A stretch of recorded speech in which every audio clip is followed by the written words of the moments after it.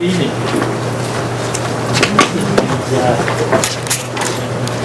August 27th, 2015, Planning Board, and this is going to be a combined Planning Board and Conservation Commission public hearing with respect to site plan administrative review and Conservation Commission review of the public safety complex.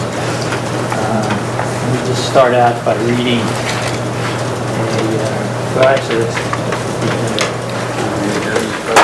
Second. All those in favor? Aye. Can everyone hear Steve okay? No. We just turned the air conditioning off. Doesn't Can you hear me now? There we go. Yeah, you have to get about this close to the mic. Okay. Just a little bit of administrative business here. I want to read the notice of public hearing. In accordance with Mass General Law, Chapter 40A, Section 9 and 11, and Scituate Zoning Bylaws, Section 770, site plan review. The Planning Board will conduct a public hearing on Thursday, August 27th, 2015, at 7:30 p.m. in the high school library. The subject of the hearing is an application for a major site plan review and stormwater permit submitted by Town of Scituate for property located at 800 Chief Justice Cushing Highway regarding the construction of a new public safety complex with associated parking, utilities, and landscaping. Property is shown on Assessor's Map 12-3-1-0 and 25-2-7-A. Abutters and other interested parties are invited to attend this hearing. Plans are available for review during normal business hours at the Planning Board office in Town Hall. Okay. Does somebody on the Conservation Commission want to say a few words? Good evening. We're very happy to have this joint meeting, and I believe we actually have we've got injured member joining us here. I believe we want to go right into the stormwater part. This is a joint hearing with the Planning Board regarding the Scituate Public Safety Complex at 800 Chief Justice Highway and Manlot Road. And so we'd like to get right into the stormwater part. We'll take care of that first, and then the Planning Board can go on with the rest of their meeting. And so I'd like very much to have the people come up and... I also want to say thank you for Conservation Commission for joining us tonight. It's a pleasure. I think it will be pretty efficient doing things this way, so thank you. Okay. Stormwater? Okay, thank you. Just by way of introductions, I'm Don Walter, Principal with Dorn Woody Architects. With me this evening, to my right, your left is Alan Brown, who's our project manager, and to my left is Sandy Brock, engineer from Niche Engineering. So, as you know, we did meet with you a couple weeks ago, and this is a continuation of that first meeting. And since we are talking about the stormwater, I won't do an overview again. We can do that for you guys when we get to your portion of the meeting. I'm going to turn it over to Sandy to walk us through the stormwater. So could I interject here for just a second, and I'll ask my fellow board members, do you need a brief overview so we do this efficiently? I was going to give just an overview to orientate yourself on the site. That would be helpful. I think it'd be good just to make sure we're all sort of have the same foundation. That's my job. I'll give you the overview. So this is the proposed site plan that you see up on the screen right now, with Chief Justice Cushing Highway, Route 3A, going down the bottom, and Manlot Road running up the right side of the site. It's a 6-acre parcel, which is part of what is known as the Ellis Estate that the town has secured, of a 20-acre parcel that was controlled by the school department. So this is a public safety building, so it's going to be police headquarters and a fire substation, station number 3. The brown that you see here is the proposed new building, with police predominantly on the right, fire predominantly on the left, main entrance to the building is located here with apparatus bays here, the ingress and egress located as such here. Police comings and goings with Manlot Road located in the back here, and this whole area behind is secured parking for police and fire. And I point that out because we also have a sally port located here for the bringing in and the detention and processing, initial processing of prisoners. Back to the main or public part of the building, we do have an ingress only off of Route 3A located right here, so no one can exit onto the street. You can only come into the site with 48 parking spaces located here. The roadway in the back is two-way, so anyone from the public coming in would then have to exit onto Manlot Road. You could also enter off of Manlot Road, and as I mentioned, police and sometimes fire would be coming and going through that back drive. There is a sidewalk that runs around the perimeter of the building here, right to the front, to the main entrance. This is where the main entrance lobby is to the building, where dispatch and records are for day-to-day activities of the building. And there is a secondary entrance located right here for, it's the Emergency Operations Center training room / community room. So this is, while it has public safety function, also is available for community functions. So there's an after-hours entrance located here, so you can, it's segregated from the rest of the building. Another feature just want to point out on this site is this was an interesting site in terms of its soil characteristics and its groundwater elevation. Because of those soils and the height of the groundwater, we could have done it, but it would have been a very large septic system. So what we actually found is across the street there is a town parcel which works very nicely that we are going to be crossing with a sewer line, and there is a leaching field located up here with just access for utility and maintenance of that location. So that gives you one final site feature I'll just point out is there is a emergency landing area for MedFlight located off to the northwest side of the site. So that's the square that you see out here.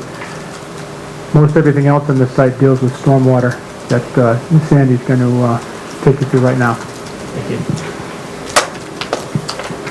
So I'm going to just talk a little bit about the existing conditions on the site and as it relates to stormwater. The existing site is generally wooded except for one very small area right here where there's an easement and there's actually a utility cabinet there. Everything else is wooded on the site. As Don was mentioning, Tree A is actually down here, and there's a wetland in this area here. This wetland receives surface water from the site but also from Tree A. In fact, the series of catch basins here come into this wetlands here. And it probably is what created that wetland at some point, but it is a wetland. So also shown on here, this wetland here, we have the 50 and 100-foot buffer zones. So from a site standpoint, Don's already mentioned that the soils are sea soil, fairly challenging with fairly high groundwater. And so we have had a series of test pits done to determine the seasonal high groundwater, and I'll go through the different mitigation that we're proposing for stormwater and discuss how those different structures relate to the groundwater, just so you can understand them. I'm going to give a quick overview of what's going on. I mean, the site is, again, wooded, and you're adding a good amount of impervious area. Therefore, we have to take care of both water quality and water quantity. Another couple things to point out is that, and Don mentioned this, is that there is a Zone 2 wellhead protection on the site, and that also relates to the local water resource protection. There's no floodplain, and there's no rare species or any other habitat that's been identified through the state. All of the existing runoff and the existing conditions tend to either flow southerly direction to an existing culvert across 3A, or under 3A, I should say. So this half of the site actually flows out, and I'll show you a watershed map in a moment. The other half of the site generally flows down to this low area with this wetland. There is a catch basin discharge at this point, but it's actually pitched towards the wetland. So the only time there's any discharge is when there's a surcharge in that pond, that wetland area. So for our design, what we looked at was both the culvert as one design point to make sure we're not increasing the flow through that. The other thing that we looked at was the wetland to make sure that we weren't altering the elevation of that wetland. So we did create a model for both pre and post, and in the existing condition, the pre-evaluation, we determined what the elevation of that wetland ponding is during different various storm events. And then our design criteria is that we did not want to increase the elevation for that wetland. We wanted to, the same type of criteria you would do for anything. We don't want to dry it out, but we don't want to flood it out. So we want to match existing conditions to the greatest extent possible. I'll kind of go around and just generally describe the stormwater systems on site, and then I'll continue on and get a little bit more detail about those various systems. In this area out front is a rain garden that's actually just collecting, area from the sidewalks in this general area. Both on this location here and in this location here, we're using gravel wetland. I'm not sure how familiar folks are with the gravel wetland. I'll actually show a section of that and get into a little bit of how it functions, because it's actually works really well on a site like this because it's a horizontal filter. We also have an underground infiltration system right here. This infiltration system takes runoff from the roof only. It is one of the few places on site that we can get up high enough above the seasonal high groundwater to actually take credit for infiltration. Because of the sea soils, the infiltration rate is fairly low, and so we're actually using the appropriate rate for the soils. Okay, so this is just kind of an overview of the site that really gets into where the watershed is. And basically what we had talked about before is that you have the existing wetlands here, and this is just showing the area that's going to the wetlands, and this is showing the area that's going into the culvert, our two design points. And on the, yes, yeah, thank you. It's coming. So this is actually showing the proposed condition and what's going to all the different stormwater systems. So that the blue colors are all the ones that are going to the wetlands, and the yellows and browns and rust colors are the ones that are actually going to the culvert, just to kind of give you the split. So again, the light area here of the roof is going directly into the recharge area that then overflows into the gravel wetlands. And I'll show a section of that in a moment. This parking lot goes into a forebay into the gravel wetlands. This parking in the back, and then the parking over here generally go into the gravel wetlands on this side here. This then discharges out to here and then discharges through the existing culvert. So that existing culvert is one of the design points. We can get into whatever level of detail. As you know, that this site has been reviewed by a peer reviewer, and so we've been going back and forth with them to make sure they fully understand what the design is, and that if they had comments or questions, and we've made some adjustments, and we're going through that process. So the real workhorse here is the gravel wetlands, and so the gravel wetlands is a system that's been around for quite a while. It's not commonly used in Massachusetts. There's been a tremendous amount of work done at University of New Hampshire at their Stormwater Center. They actually have been studying it and actually looking at the removal rates and everything for the gravel wetlands. I'll kind of explain it fairly quickly, and if afterwards, if people have a question on it, be more than happy to get more into the details. Kind of an overview of what the gravel wetland is for water quality. It is a horizontal filter. So this here is the gravel filter layer.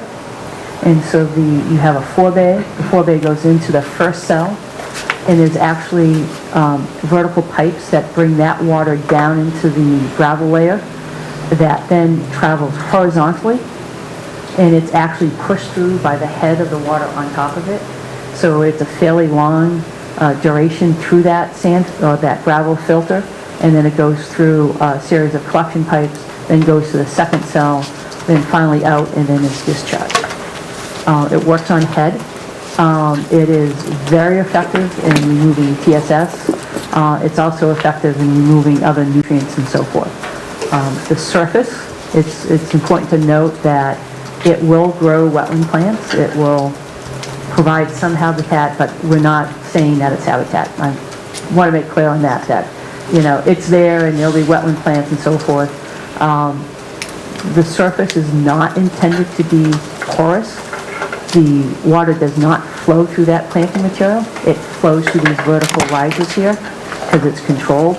So when we put this in, the soils here are just typical, hydric soils, or even if we usually spec a compost topsoil mix, and it's a growing media that you basically add, and you have a good growing foundation for your plants. And then again, everything it's all because it's a low, slow, it's all based on the water quality volume of going through here, flowing horizontally through the system and out. The one thing that this system does very well, it wants to be saturated. The removal rates and the water quality treatment is actually enhanced by being anaerobic. So it actually functions in this type of system where we have a high groundwater. So for our perspective, it's okay to be in groundwater for the treatment of this system because it's not vertical, it's horizontal. The other thing that does is, this little arrow here is like the water quality volume, and then above that is our actual detention area. So again, because we're not worried about infiltration through here, we don't mind ponding water and actually having that soil compact at all. So it's a nice little thing. We're in a bioretention, we really don't want to have very deep ponding depths because we want the soil to compact. This is different. This is a gravel wetland, and the gravel is a structural type of fill. Down below here is just a series of pictures. This happens to be a gravel wetland that was installed last year up in Danvers at a public high school, actually a vocational school. And this is just to show you what it looks like underneath. Can't quite see this, but if you're a little bit closer up, you'd see that it's just the two bays, or the two bays of the cells that are shown here. And in the final condition, what you get is basically just a wetland vegetation. We don't do any woody vegetation, we just do herbaceous. And the maintenance on this is things tend to grow really well here. So the maintenance of this is every few years you have to come in and actually cut all the vegetation down and let it grow back up again. You're not removing it, it's just a cut. So when this gets up to be 3 or 4 feet, you come in and it's just, and it's not, you don't really sink in there, you just cut off the top, remove that vegetation, and that's the amount of maintenance that you do for that. So if we can kind of go back to the first slide. Yep. So again, you can see that these are the two cells. So you have the water coming in off of the pavement, goes through a forebay first for pre-treatment, and then it goes into the first cell, goes horizontally across here, then comes down to the second cell, horizontally across, and then out. And so it provides a pretty high level of treatment, and the good news is that the surface is green and it's complementary to a wetlands area. And it's not meant to be manicured or anything else. How deep will it pond? It will pond based upon the size of the rainfall. So it does act as a detention basin. This basin here is about 3 feet deep, and that would only happen during a 100-year storm. And it's transient. It's, it'll be there for a day, just like any other detention basin. It's not really designed to pool and have a pond there. It's really the treatment and everything happens underground. So So that kind of goes in, and it's not meant to, you'll have, this will be saturated, but it's not meant to have ponding depths. It's really meant to flow through and be the filter that it's designed to be. For stormwater, that's kind of a big overview, just to give you an idea of what the systems look like. If you want to go into any kind of detail of what's going on with the rain garden, I'd be more than happy to talk about that. These are all kind of, this is a design point, so it comes in here, the elevation doesn't change. Everything else goes through the rain garden and comes across to this point and goes across. This just, John did mention, this is just a berm that kind of separates the site from the open space here. Probably should just mention there's an existing trail that cuts through the site that is being relocated outside here. And one of the things the berm does is kind of separates the trail and the open space from the function of the public safety. And so that's kind of here. So kind of, there's a couple other things dealing with the wetland resource area, the location of items within the 50-foot buffer. I just want to kind of review that for the Conservation Commission. So two things there. One is that you have the roadway coming in here. It's a straight shot, and it's really for so people can make a safe kind of turn in here and get directly in and off of Tree A. There was 6 spaces here. Again, we're trying to accommodate the community room, training room, and have a certain number of spaces, which we'll talk a little bit more later on. One of the discussions from the last Conservation Commission meeting and from other kind of reviews is would it be possible to kind of move these 6 spaces out of the 50-foot buffer. And if we go to the last slide.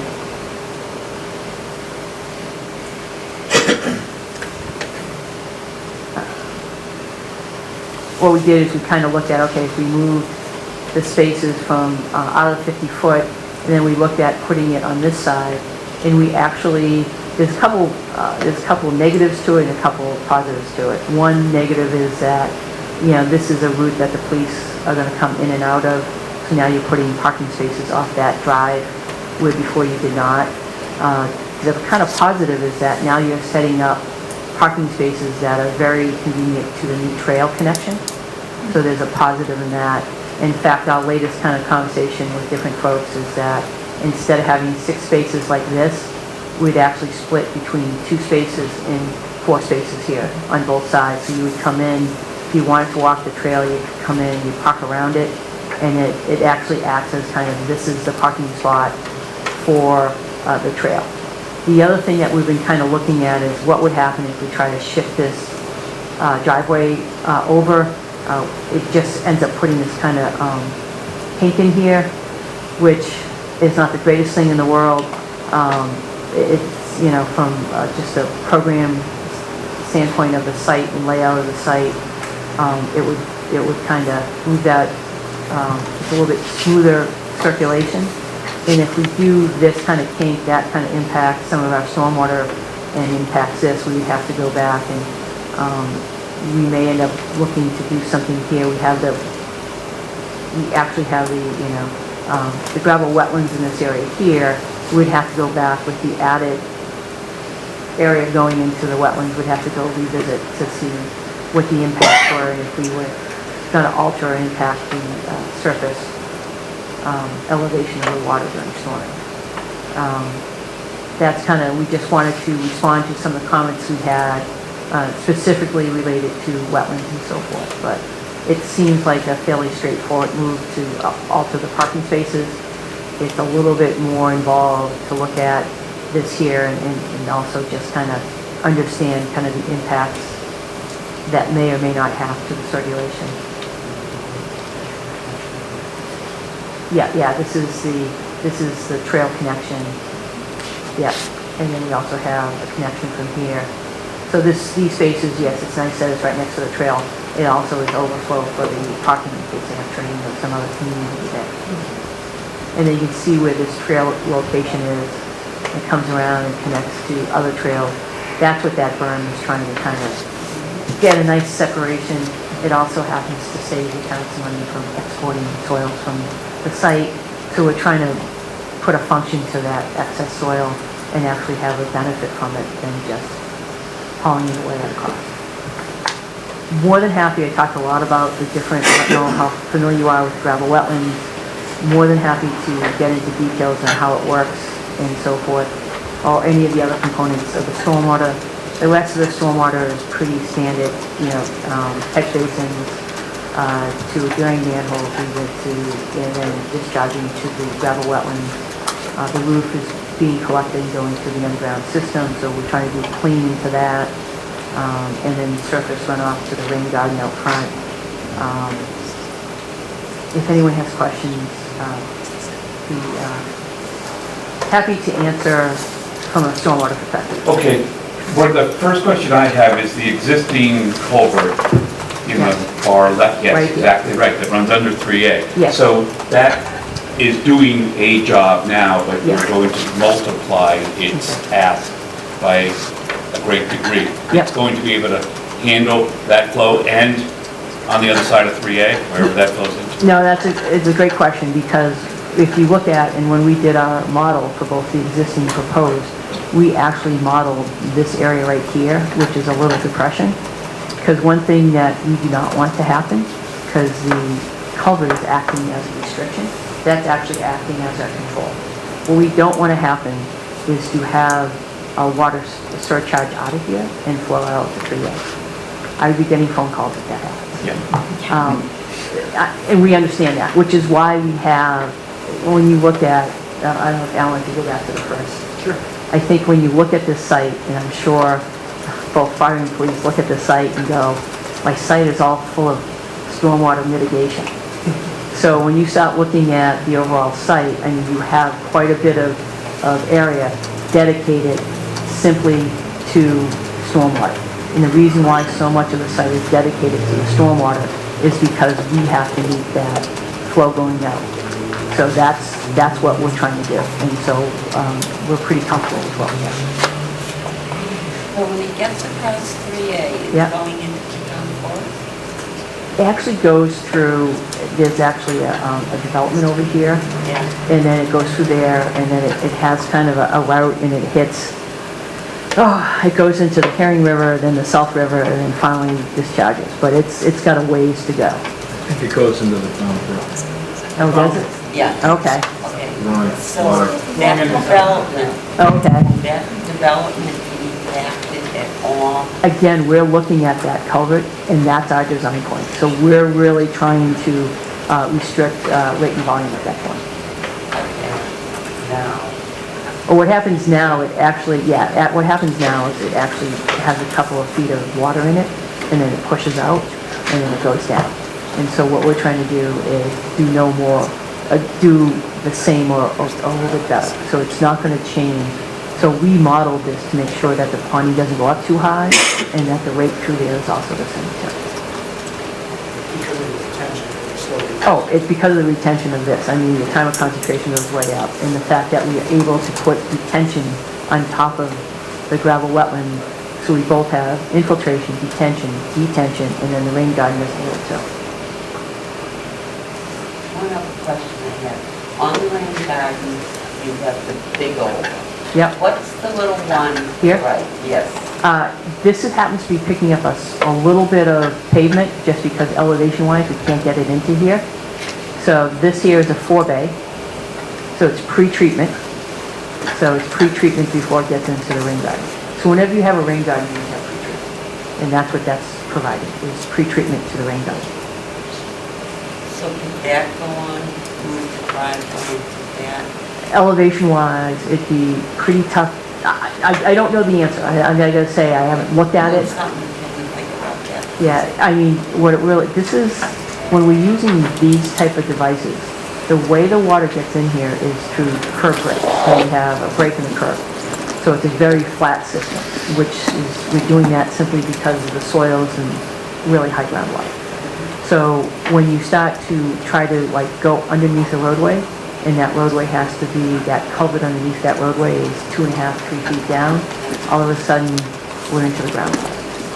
So So that's the hard part for us, which is why we're using the gravel wetland. One, I think it's a great system near wetlands because it's complementary, but the other thing is that it wants to be saturated, and being in groundwater is not an issue.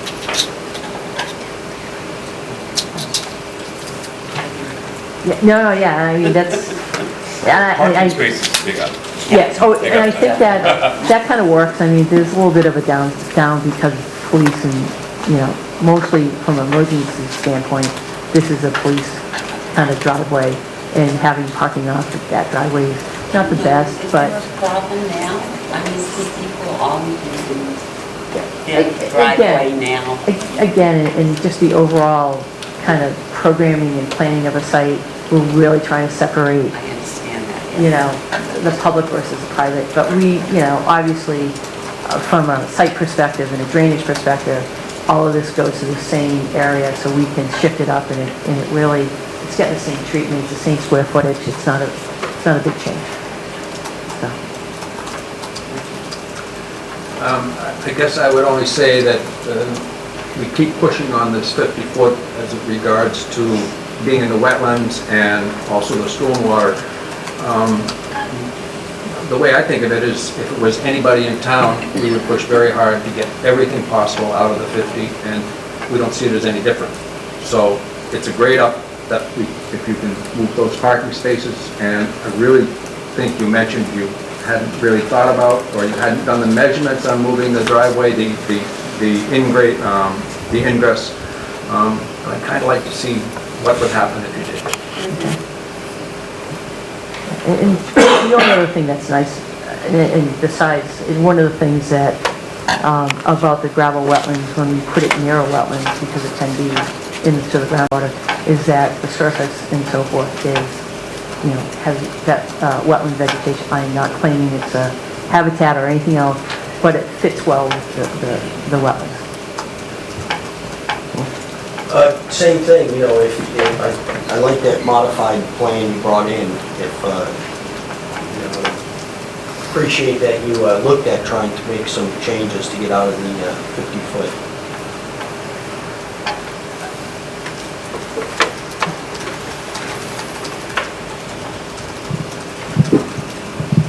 If I could, what's interesting is that wetland in the corner there that we're talking about is, you know, early on was not deemed to be, you know, a wetland of high value in DPW.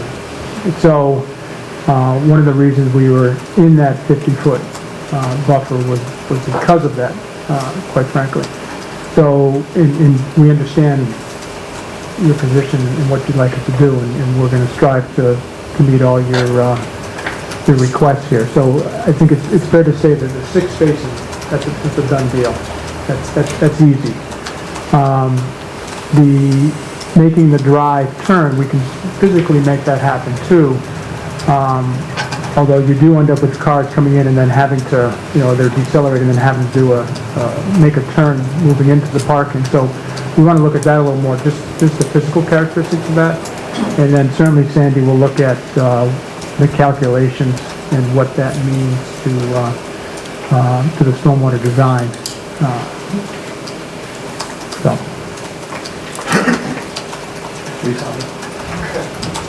Yeah, traffic calming is great.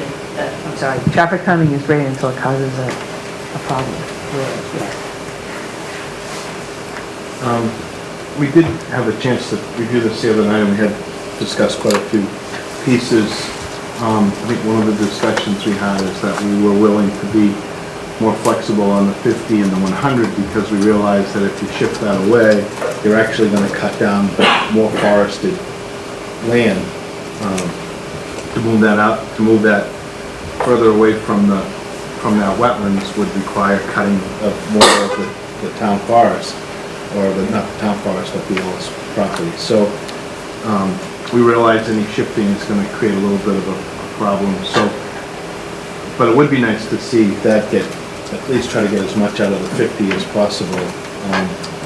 The other thing we talked about was the berm that's being created. You're going to cut down a substantial amount of trees to create that berm. it sounds like, I'm not sure exactly what the purpose of the berm is. Maybe you don't want trees close to the landing area, that sort of thing. But we talked about possibility of creating some sort of habitat or plantings on that berm. And that's something we've been working with our landscape architect on, doing some kind of a meadow grass on the southwest side and getting some trees on the forested side. So we are doing that. And you know, the whole idea of the berm is yes, to create more of a buffer for part of the landing zone. It's also keeping those soils that are on the site that we have to remove on the site without having to truck them off. And it's creating both a visual and a sound barrier between the back of this operation and the wooded area where people like to walk and quite frankly, be quiet. So How high is that berm? it runs from 6 to 8 feet depending on where you are. I'm wondering, again, typically if there is certain circumstances where we have to build closer to those buffers, that any other mitigation can be offered. Obviously, the plantings are some. I think the groundwater piece that you're doing here is extraordinary. It looks good. I wonder if there's any way that we can guarantee a wooded buffer outside of this. Some of that property is within jurisdiction of the commission. Others is to be used for different purposes. And maybe that's probably not something necessarily for you, but it might be a discussion we have with either the selectmen or whoever is responsible for that we keep some more wooded area around that berm. You don't have any plans to cut it, but... Right. Just one thing, and I think we talked about a little bit at the last meeting. Did I hear Sandy with the utility pole is? Yeah, so one of our constraints has been that we are on the south side of this existing utility pole, and we can't just cut the difference and go up the middle, so that's why we're on the other side now, which creates that bend. So just want to remind you that's one of the constraints that we're working with. Well, maybe the bend will slow people down a little bit. That's what I was thinking. Just maybe, And we know that since the police are using the back driveway, they're the safest drivers in town, so... it's the public we have to worry about. Just one other note on the berm. We don't want it to look like someone went in and did a perfect berm. Exactly, yeah, we'd like it to be more natural. And so we have a bunch of, one of the hard part about it is that we've estimated the amount of volume, and so we want to make sure what we show is the maximum amount of volume that we have.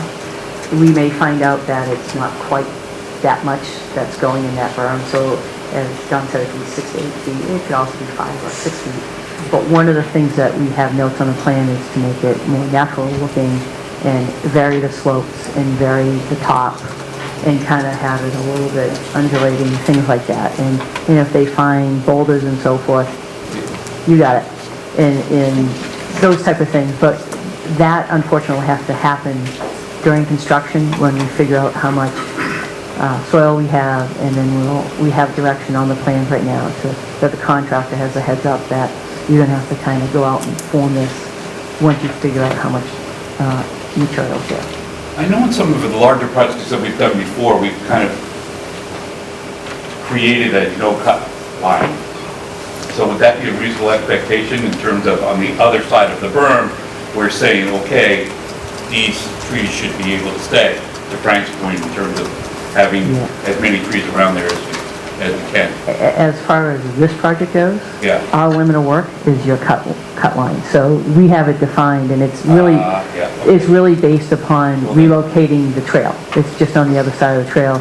In fact, the notes on as far as the trail goes is that we don't want them to cut for the trail. We want them to, the trail doesn't have to be straight, just like any kind of trail kind of building. It is just a mulch on the ground, and you're clearing out the woody plants, and you're just kind of making it through the woods, and it's not going to be this sidewalk. That's not the intent. Is making a new trail part of the scope of work? Yes. It's included in the specifications and the width and and the materials are actually specified on the plans. In fact, right here that you see this it's a little stone, just based on the existing grading. We'll probably have a little swale along here just so we don't have trapped water on the trail. So this is just kind of a stone pass-through.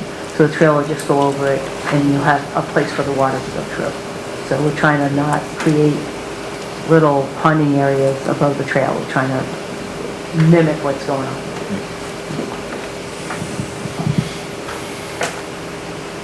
Is it us? Well, Well, we're on the berm. Could I just ask a question about how it's laid out? This berm in the back, before we change anything, is there water on the upland properties that are running across to get to these two drainage points? And are you cutting them off now by putting the berm in? A little bit, and yes, and we're actually calling up this. Let me go back here. So what I'm having Alan pull up is that, yes, we're gonna relocate this, but yes, we have a swale right around here. So that yes, this is really flat in this area, and there's probably a little bit of ponding going on, but it does generally flow towards the culvert. So what we're doing is we're putting a small swale pitched this way around the berm just to direct the water back around it. We're not trying to do any kind of active type of thing. It's really just at the bottom of the berm, come down, do a slight swale, and let it follow the natural terrain. Will that be the case on the other side coming to the wetland? The other side, it's a little bit different because what it happens is that right now, right where the parking's gonna go, we have a little area drain, and that was just intended to pick up any kind of water flowing that way before it went across the roadway. So once we shift the parking across here, we would just shift that little area drain. And again, it's really flat in that area, but there is a little bit of a swale, and so the water in a big enough storm would kind of go that way. So we're just looking for a way to pick it up to get basically underneath the roadway. So we won't be creating sort of a new lake on the other side of the We're trying to avoid that, yes. All right, I just wanted to ask that question over here. Let me turn it over to Richard and see if he's got some questions. Since we were talking about the trees around the berm, I didn't see, maybe I missed it, is there a landscape plan of like which trees on the site are to be saved? I mean, I'm assuming in the lower right-hand corner, the wetland area, you want to save as much as possible, but then obviously around the rain garden in the front of the building, I'm assuming most of the trees will be gone there, or could you maybe talk through that a little bit? Absolutely. Your assumption is correct. When you look at the limit of work line, which is on the outside here, which is this line that comes down here and comes across up through here, so and obviously around this way. So yes, the trees in this area here, we're looking to save. Now, one of the things that we are looking at is when you have fire trucks exiting here, we want to be able to look this way to the intersection. And so we have a sight triangle. In that area there would be selective removal of trees going up, and that's included, that triangle is shown on the plan. You also have a little bit area out here where you're actually leaving the trees, but it's this right here, yeah, and then also right here. But to be quite honest, you know, the site is being, all the trees are being removed outside of the wetlands in this area here. Of course, everything northwest of the berm and the new trail, that's all staying. So I don't want to present to you that, hey, we're trying to save a tree here. There's too much earthwork that's going on. John had mentioned about the utility pole. I know that was one of the things of the design review committee that they were very concerned about, were the existing utility pole visually, and how that was looking when we built it behind it. Is there any opportunity if that is going to have to shift, the driveway is going to have to shift, could we relocate or put partial those utilities underground? I assume that's National Grid. Yeah, that's probably, I don't know what the current timeline is. I know it can take anywhere from 6 months to 2 years to get those type of things done.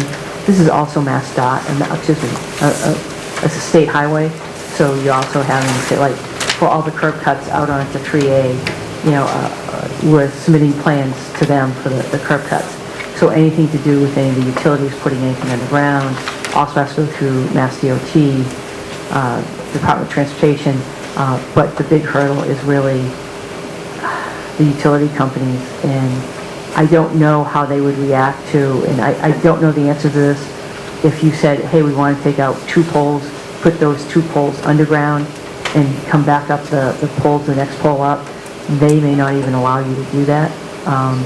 But the process to do those, either adjusting poles, is a pretty long process. I'm not saying it can't be done, it's just, Yeah, I guess I was just saying that if it was just visual, that's one thing.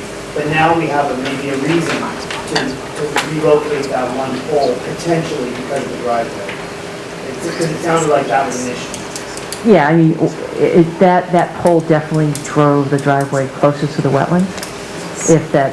If the pole wasn't there, we probably would have slid it a little bit further away, but we can't slide it a little bit over, we have to slide it 30 feet.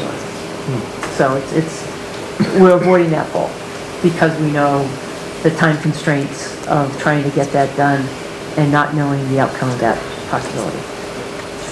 And then one other clarification on the question, I think someone asked about across the street, I thought that was the town forest, but you said it was a development, is that Merritt Woods? Right across the street is town forest. Right, and then So, it goes to, Just down the road is development. It's Merritt Woods? yeah. So the design point of the culvert, does that cross 3A and empty into the town forest, or is that Merritt Woods at that point? It is, oh, actually, it's actually within, if you look at the culvert here, that's where it starts. It ends within the right-of-way for 3A. It ends right here. Oh, it ends there. Yes. And then, So it doesn't flow in a pipe in that area. That ends right there. and that property is town forest, is that correct? That slice right there. Those are my questions.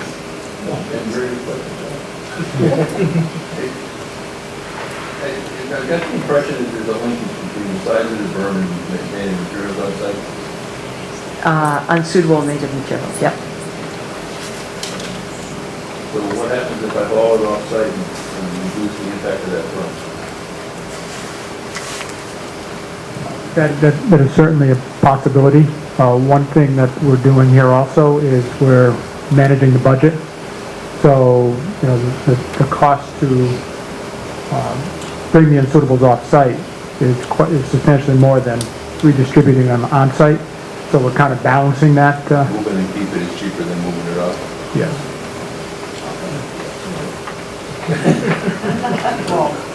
Did you say you'd like some of that, Sean?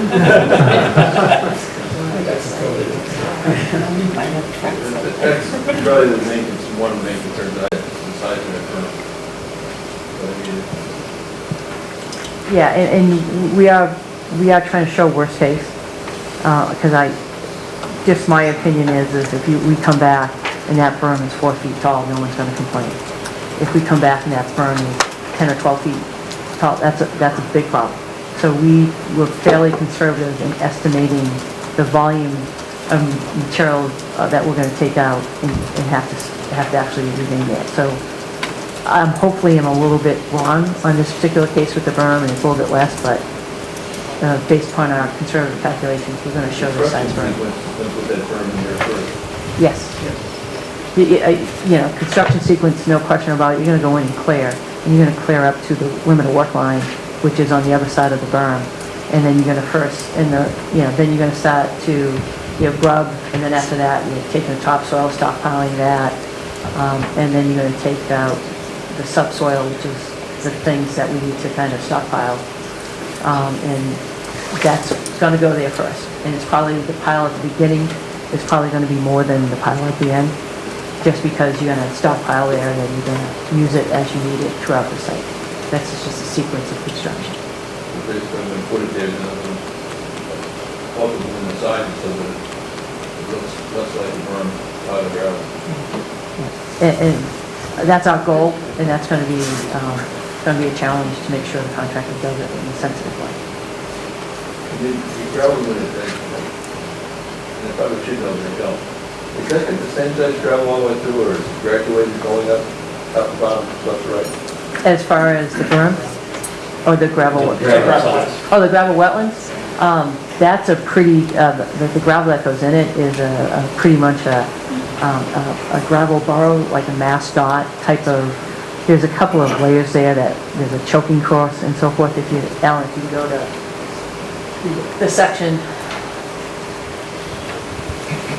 and if you could kind of zoom in. Yeah, you got it. So, you know, kind of the layers in here, it's pretty straightforward. This gravel here, which is where the filtering occurs, that is almost like a gravel burrow, a mass dot type of pretty standard gravel that you put underneath any roadway. Then you have a choker course here, and that choker course is just so that the fines don't go down in through. And then you just have, actually it's pretty flexible what we can use for topsoil, planting soil. We just want to use a soil that is appropriate for the vegetation that we're doing. Exactly.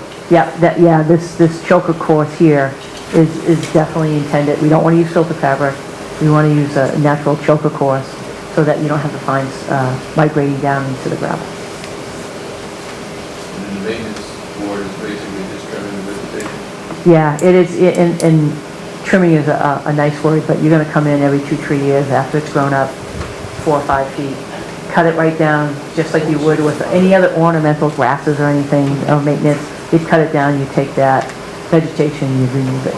Let it grow back up 3 or 4 feet. And I'm trying to remember,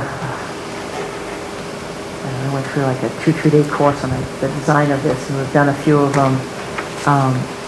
You know, if you were doing like phosphorus removal, you might have a capacity of phosphorus because of the chemical removal agent process.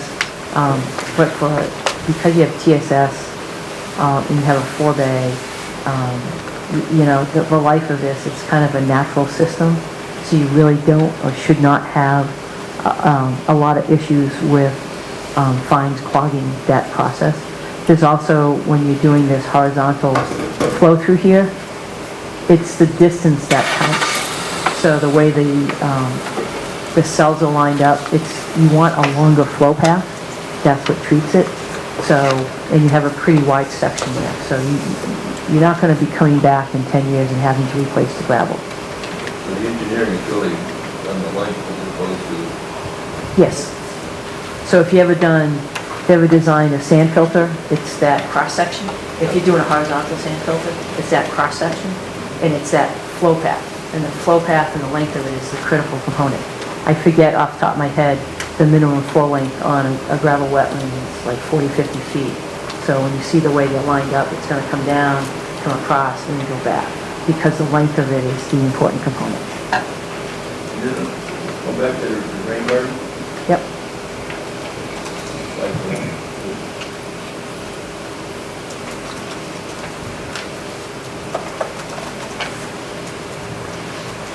So on the rain garden, just to let you know, we're calling it a rain garden because it doesn't meet the state full for bioretention. For water quality, we're looking at it as a water quality swale. So it meets those kind of depths.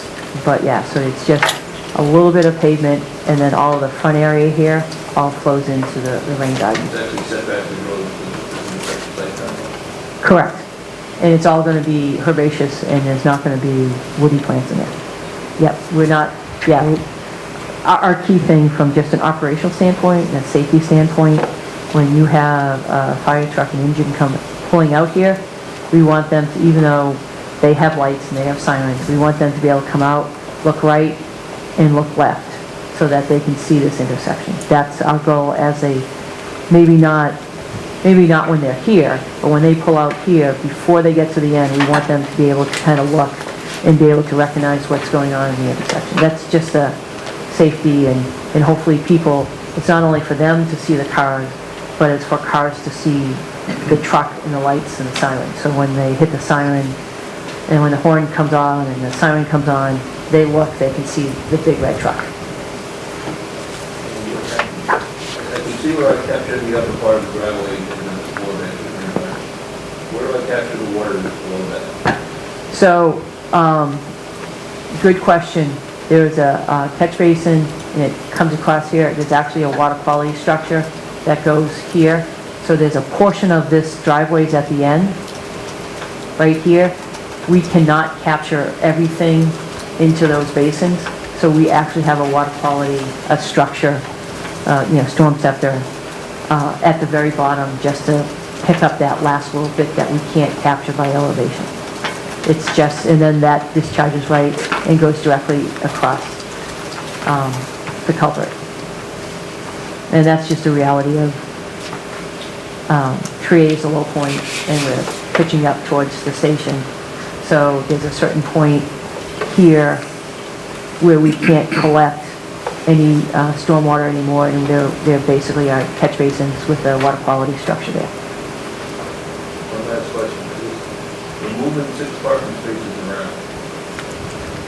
I don't have a problem putting them in the I guess the question is, there really needs to be additional parking spaces. Yeah, we looked at that also, Bill. Can we just eliminate those spaces? And because of the size of the training room in the EOC, we essentially have 40 people being able to sit there at tables during a training session. But if it was just chairs, it could be up to 60 people within that space. So we didn't want to sacrifice those 6 spaces. So it's a function of that, multi-use building. Yes. Thank you. Actually, one follow-up just on what Bill made me think about for snow removal, especially since the last winter that we had.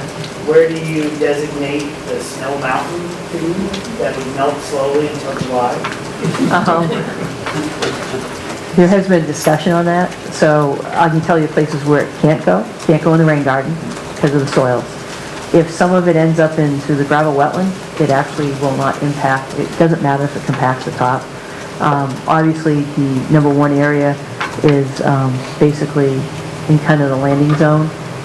At this point, there's no plan to keep it plowed during the winter, and I don't know if that's I'm looking behind me. So hopefully you're not in error in saying that. Obviously, there's a few areas around the site, obviously off-site, off-limits is the wetlands, obvious. Off-limits is here. You're going to have some areas next to the berm. This area is a holding place for a potentially future storage shed. And then you have, this is the area that's most likely. You did answer my question. Potentially, it could be the gravel. Yes. So that, It's one of the few times where, if you had the perfect scenario of a lot of snow and that big rainfall, you're taking up some volume. It has to do with the melt process and so forth, and the risk analysis that you're looking at. But as far as hurting the wetlands or anything like that, or hurting the gravel wetlands, I should say, it won't do that. Rob? To start, in the spirit of full disclosure, I live on Manlot Road about a mile from the site, down towards Country Way. You want the snow? No, I had plenty of snow. He's going to take he's going to take half the burn. But I'm not going to recuse myself from the discussion. I would only say that, as everybody knows, Manlot right now is one of the historic roads of town, although it's not designated a historic road, but it's sort of bordered by homes that have historic designations. It's bordered by stone walls, it's narrow, it's winding, it's more like a country lane with a real through street. I think to one degree or another, those days are going to be over once this facility is in place and operating. And that's a shame. But I also understand why the facility wants to be here. So that having been said, I'm going to jump to the other side of that issue and ask, that driveway which is leading into the public parking from 3A, that's one way in? Yes. Okay. And has the traffic count been done on that during typical operational, sequences of the facility? So there, currently, right now, GPI is doing a study of this corridor, and we're working with them on the curb cuts and what's going on in that area. I don't have those numbers off the top of my head, but Where I'm going with that, Sandy, is if you eliminated that driveway entirely, okay, which is talking against myself, because now we've got more traffic on Manlot Road, but not a lot more, because going in, even to a meeting that's been called for a particular hour, is going to be slow and gradual. When the meeting lets out, everybody's going to want to leave at once. So that flow, which is the highest impact, is going to come out onto Manlot anyway. So there's no change. You're going to eliminate, if you eliminated that driveway, obviously you're eliminating a curb cut on 3A, where you've got 3 or 4 curb cuts in very close sequence. It seems to me you're going to simplify the operation of the emergency signals with the light at 3A and Manlot combined with the light at the emergency exit.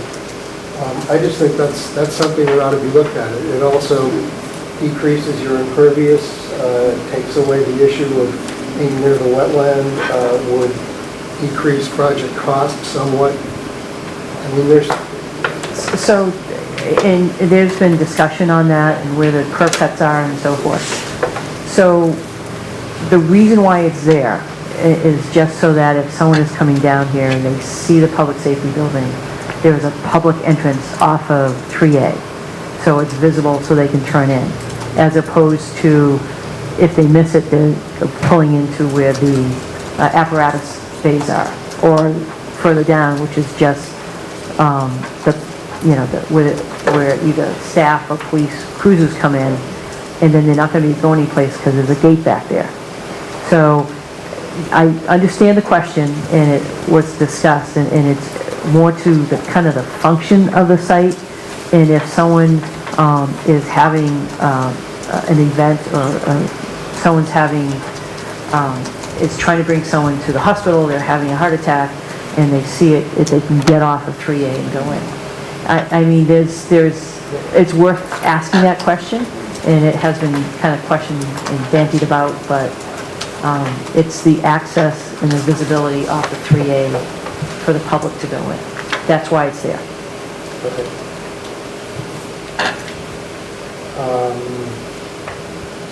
Really, that was basically my thought. I'm sorry, if I could just expand on what Sandy was saying. It's an interesting point, Bob, and we'll definitely have a closer look at it. The one thing we've done is we've created a little turnout off the apparatus, say apron, right here. So if there was someone coming in with an emergency, the intent is that they could drive up the apron and still get out of the way in case fire vehicles had to exit. So we'll take a closer look at that and talk to both to the police and fire department. Yeah, I mean, it conceivably could be achieved with signage, but Exactly. I understand exactly, having heard what Sandy has to say, what the point of it is.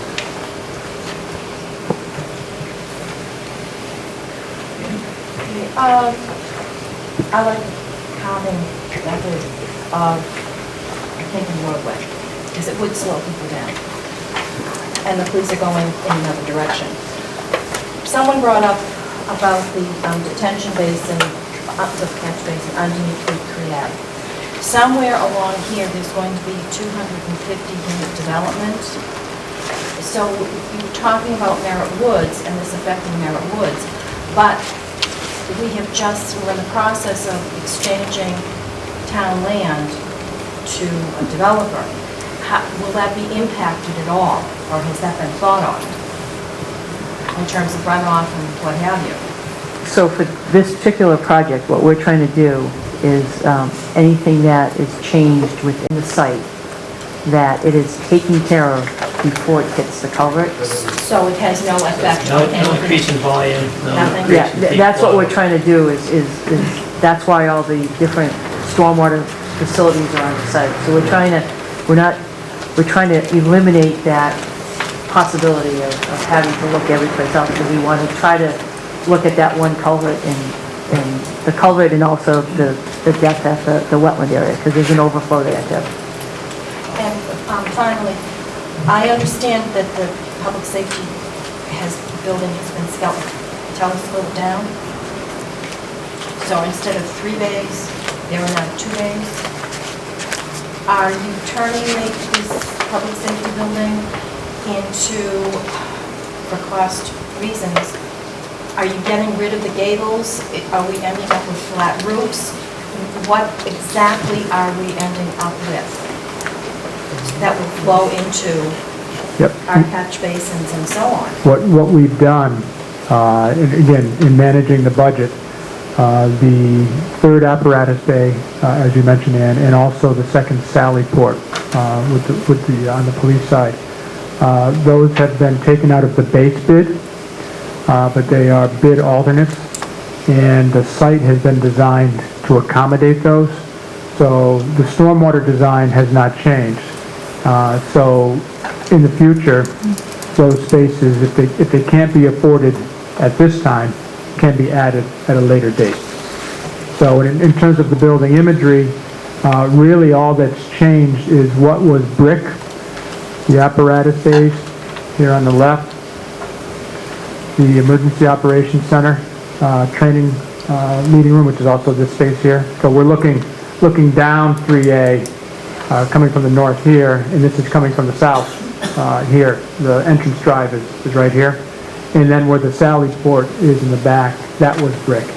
Then everything else was clapboard, so the entire building is now clapboard as opposed to having that brick, those brick anchors on the corner. As long as it's not cinder blocks spray painted red. No, it's not. Okay. No red. No red. And one other thing, if you can go back to the first picture. The site plan? Site plan, please.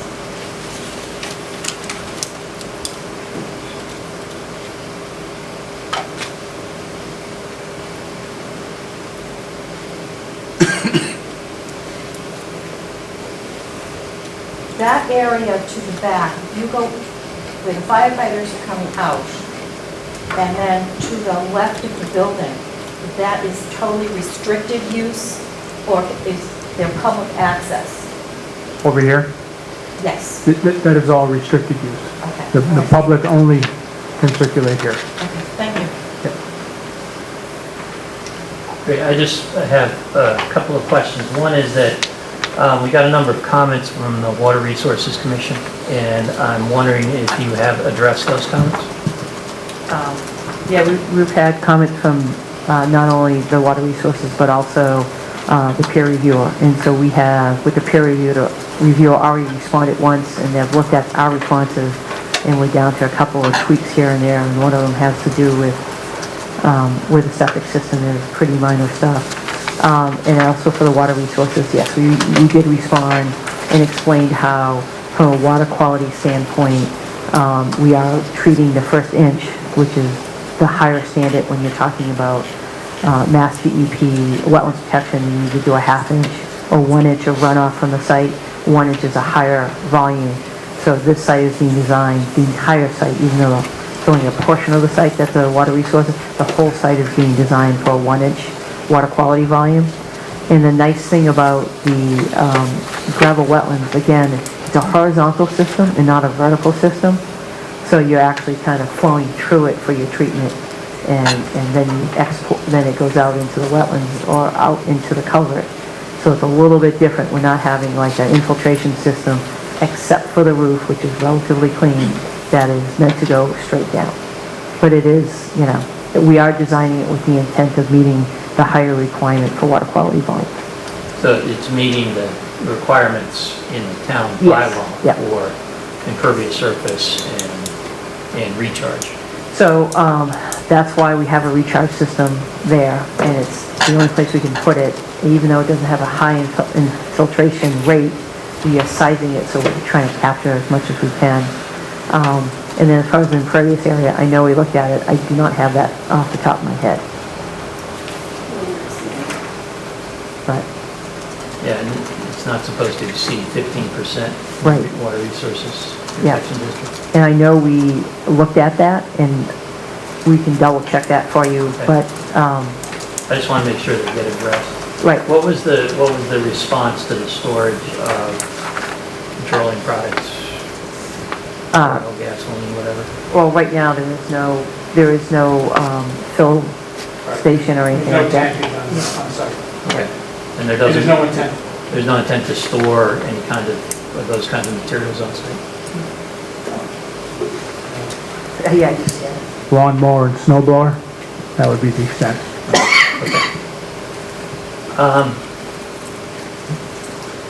Let's see, this septic system that you've identified here, is that a pump system? so the actual system itself is gravity, but to get from this site, there's a force main that comes here, comes across, comes up to a distribution box, and then it's gravity into this. So it's been a little bit oversized. So if there's any, the other thing that you notice is that this area right here, all the way through here, is just left blank without anything in it. That's the extra bay. Same thing right here, that's the extra bay at the Sally Port. So this has been sized to kind of not only accommodate the proposed, but to actually make it a little bit bigger, to maximize it up to just under 2,000 gallons a day, just in case there's any kind of expansion. And is there an emergency generator on site? Yes. Planned for this? Yep. And it's This oil is- fired? This is the area of the transformer and the generator. So is it oil fired? Yeah, it would be, yes. So there is some storage on site then? In that? Yes. And that's going to be fully contained? It's a kind of standalone package that would come in. Right, and that's, meeting current. Oh, it's definitely double, if not triple wall, but it meets current state standards. Okay. I think that covers my questions. Anybody else? I had one additional one, that was my questions about stormwater, kind of touched on, Bob mentioned something about that, which was Manlock. That's a town-owned, town responsibility street, correct? Correct. Was there thought or look at discussion about potentially widening that, at least from where the exit on Manlock to the intersection of 3A? Because I agree with Bob, it is pretty narrow right now. Yeah, I know that as far as 3A and the intersection, GPR is looking at it, but it's an existing roadway, and I can't remember the width of it. I've been driven down there a bunch of times, but it is not an extremely wide road, but it accommodates two travel lanes, yeah. Right. But I guess if you were to widen that, that would impact all storm calculations. You couldn't do that with existing wetlands right there. Just like anything else, you'd have impact to those wetlands to do it. I mean, if they were to put a traffic signal there, you're gonna have to be coming back because you're gonna have work done right at the corner, either with basically a pole to hold the lights and things like that. It'd be pretty minimal. If you try to widen the road, I can tell you that just having gone to certain meetings with GPI, that they've kind of looked at it and they weren't looking to expand the capacity of Manlock Road at the intersection. Now, I can't really speak to you to what the actual backup was for that statement. I mean, that's something that they would have to respond to.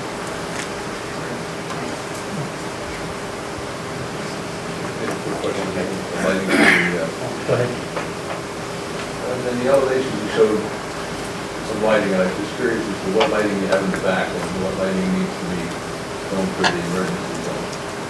We have LED lights, we have LED light poles.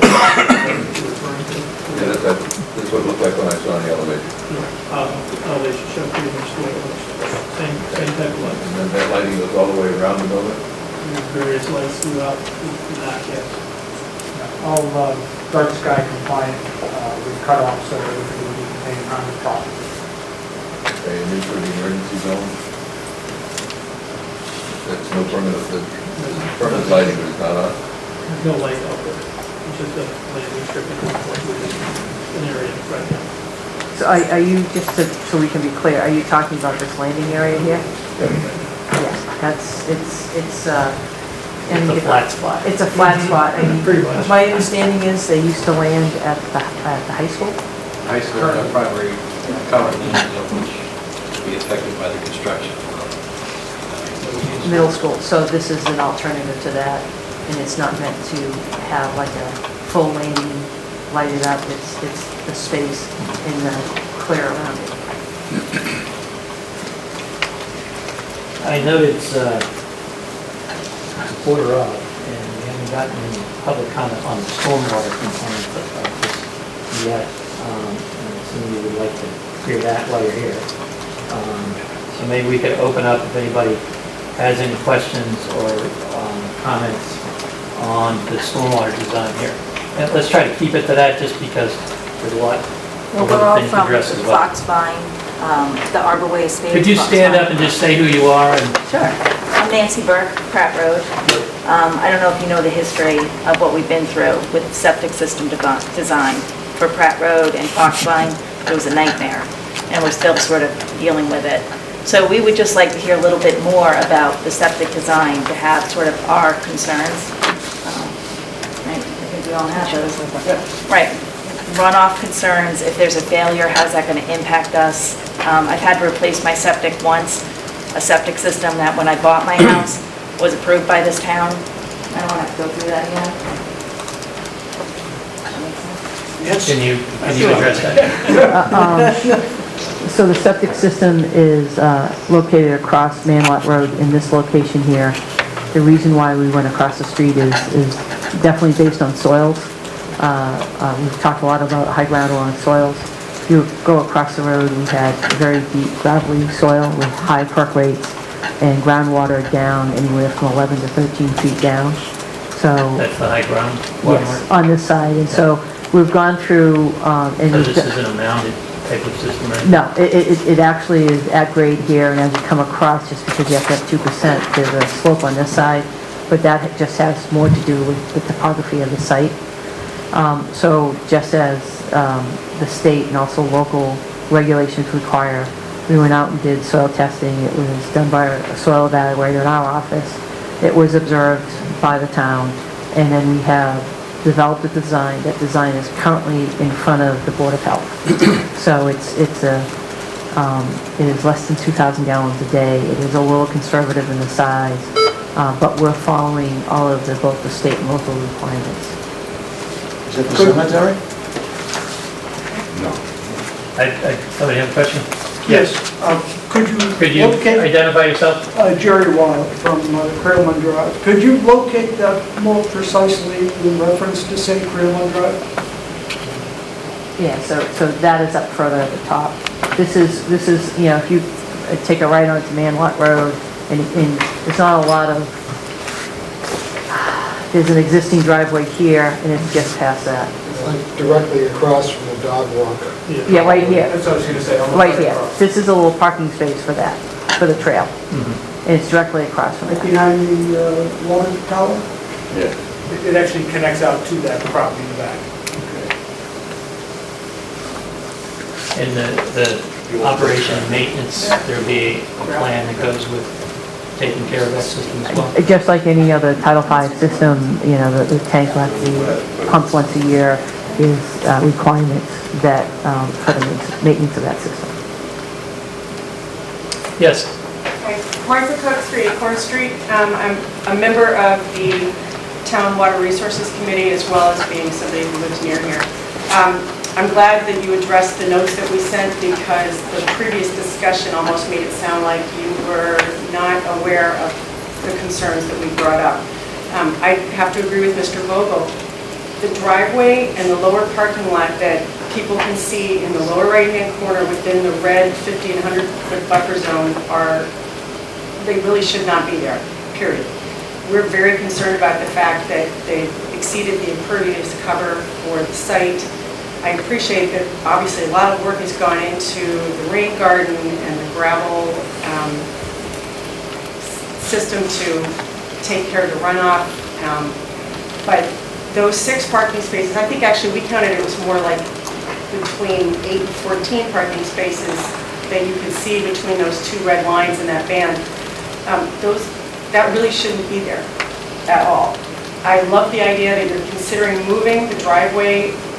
I think that makes a lot of sense because considering that there's a well there and that this is a zone 2, that's too much blacktop and it's too close to drinking water sources and places that like you said earlier, if this was any other development, we would say, no, you can't do that.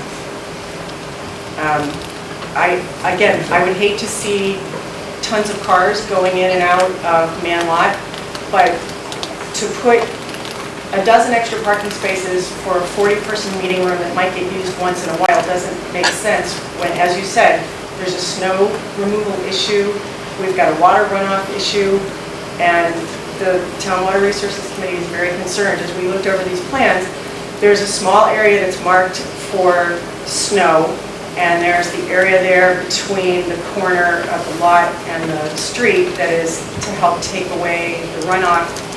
But I mean, unless you're going to say that you restrict parking to always be on the furthest east section of the lot and that the part by the driveway in the front is only to be used for special circumstances, I feel like you don't need that much blackout there.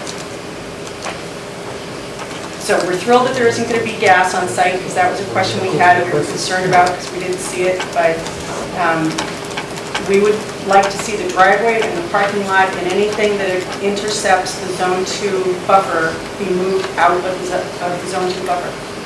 Can you identify where the well buffer is? Is it on the map? It is. The thing is, it's the existing condition and it's not highlighted. And Well, roughly.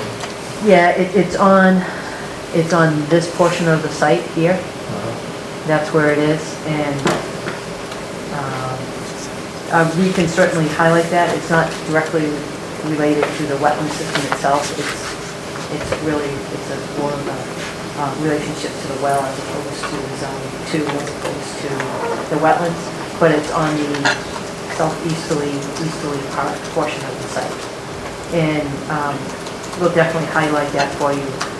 I don't want to show you the wrong line because it's on the existing conditions plan.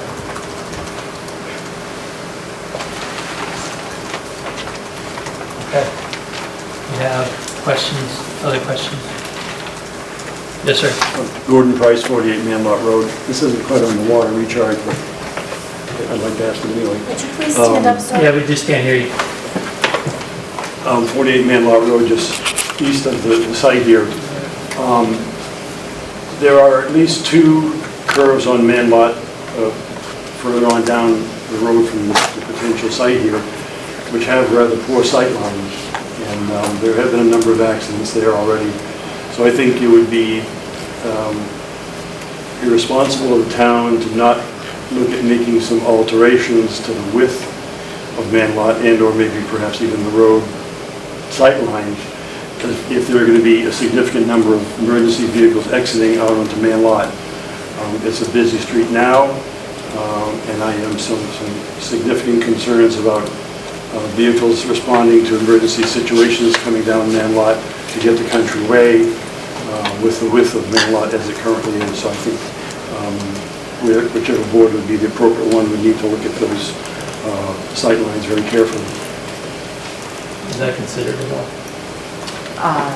We have not looked off-site for roadway improvements as it relates to the public safety for any place else other than immediately after the driving section. Well, yeah. Just FYI, this line right here, that is your Zone 2 right there. About half the site. Yes, sir. Christy Tarantino, Manlot Road. I've been in law enforcement for 25 years. Manlot Road should have been considered for something to be looked at as far as widening and sidewalks.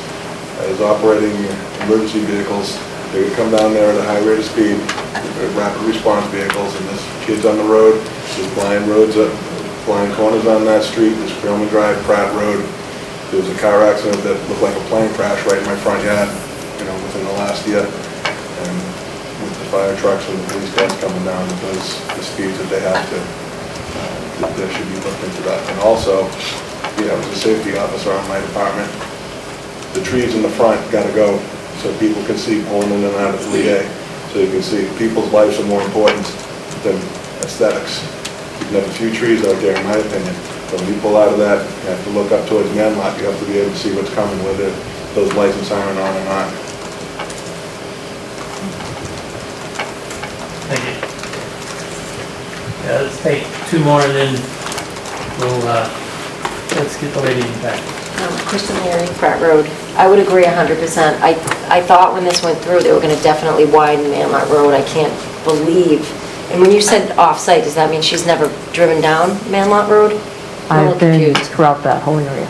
Oh, okay. Because what Dr. Price was talking about, everyone in my neighborhood doesn't even exit out Pratt Road. They all go around Creelman because you can't take the right. My neighbor took off her rearview mirror because if there's a car coming the other way, it is so narrow. It is insane to think that police cars and fire trucks are gonna go down there. For this winter, I'm sure you all know how much you widened it. You cut 3 feet probably on either side just to get 2 cars down it. It was probably the most widened road, I'm guessing, in all of Scituate. So to think that you're gonna put fire trucks coming at that rate of speed is crazy. Crazy, not well thought out at all.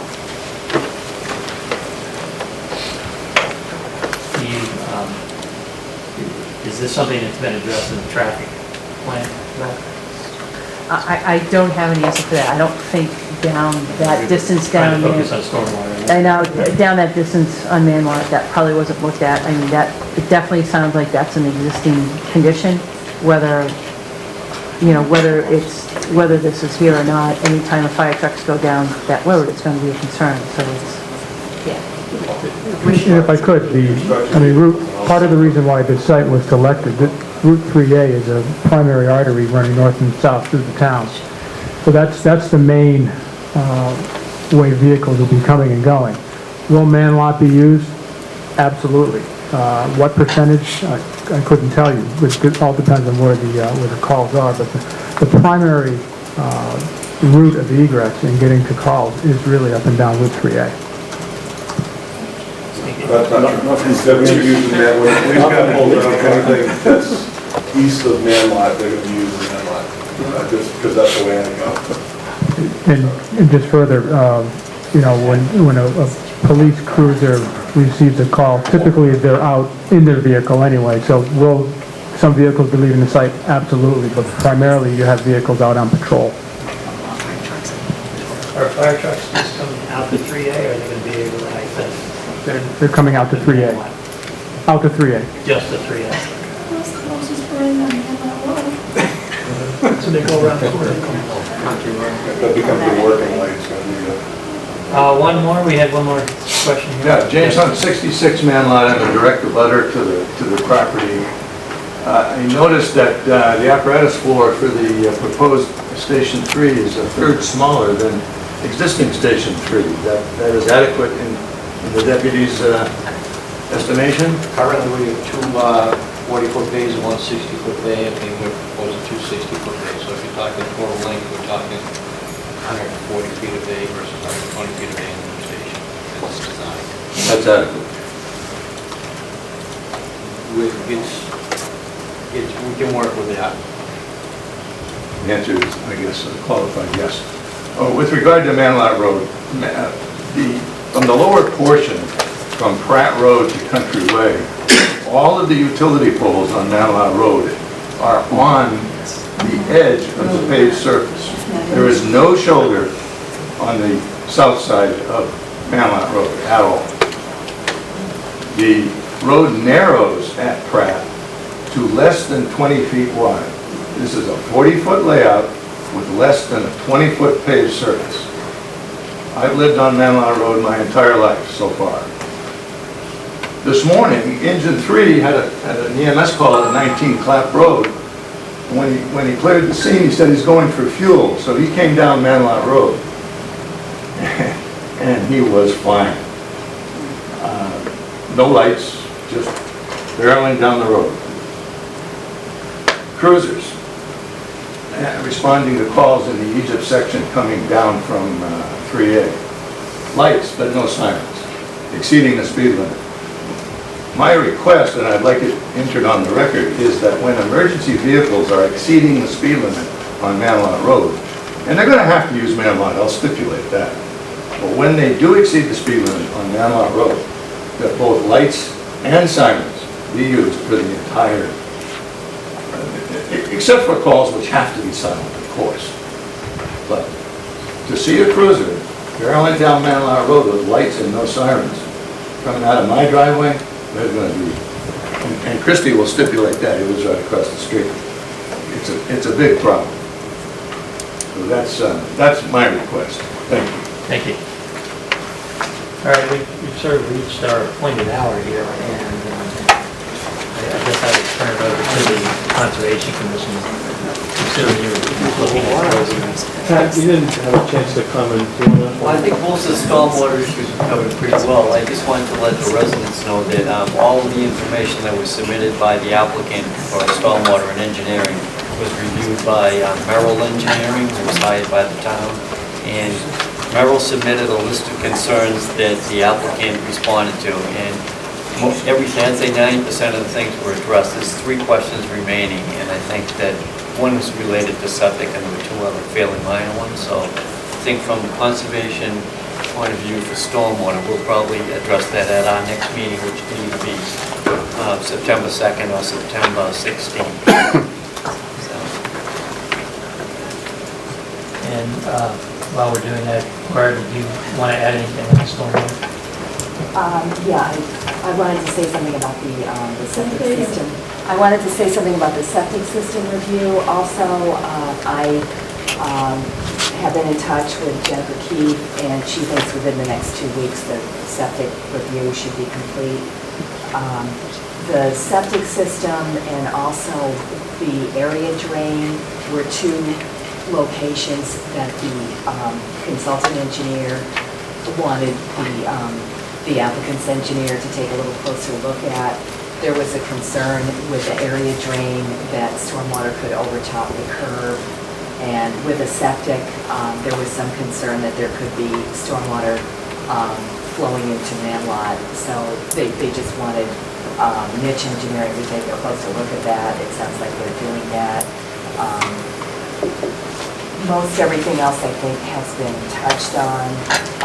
The only other thing I wanted to mention is I believe the DPW is going to have a comment as far as the type of pipe being used in the drainage. I think PVC is what's being proposed, and typically what they ask for from private applicants is reinforced concrete pipe. But I could be wrong about that, so.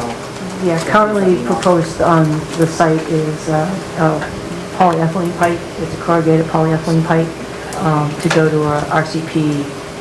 Typically you do a class 3, we would have to go to a class 5 just based on the cover. And it's a discussion we can have. It's a little old school, new school type of stuff. We have no problem talking to them about that. Okay, great, because I think they were looking, for this to be the same as other on the Water Resource Protection District, I don't think there's really that many issues on this site because, even though it's in Zone 2, I think most of the infiltration is not through like a technical infiltration basin. There are all these other low-impact development techniques that the consulting engineers really like those. The only thing I wanted to mention is we do have a statement for that district that you can't have dry wells. So I don't know if, your subsurface infiltrator you're considering is something other than a dry well or... So this, just to go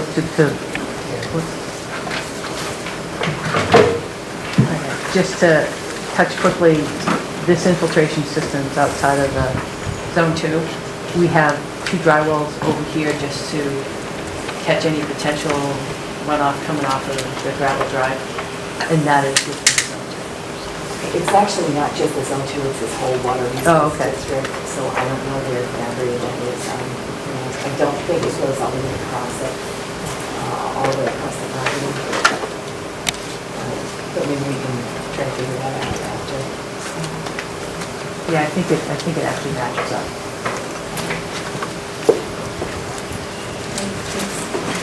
Thank you. Steve, we would normally continue our hearing to the Yep. next night, and so we have a meeting either the 2nd, next Wednesday, or the 16th. So do you know if you'd be ready? From a design perspective and going back and forth with the peer reviewer, we're close.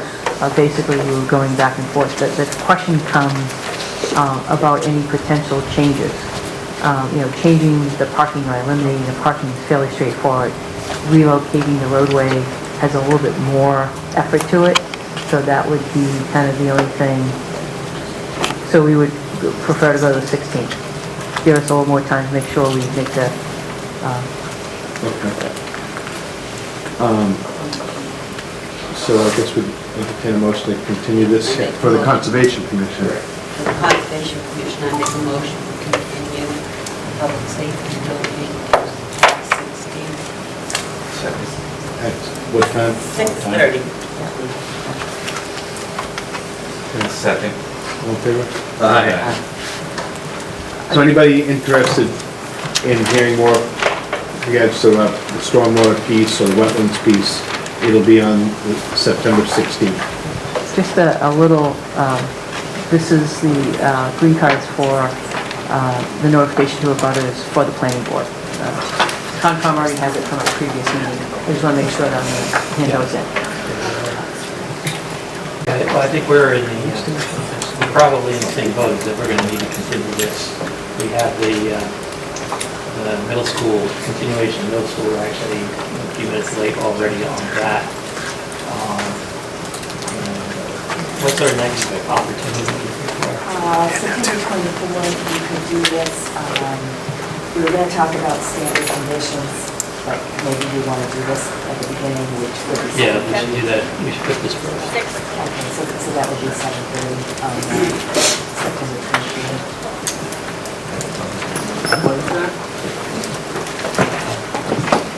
I move to accept the applicant's request to continue the site plan administrative review and stormwater permit public hearings for the proposed, this we have middle school here.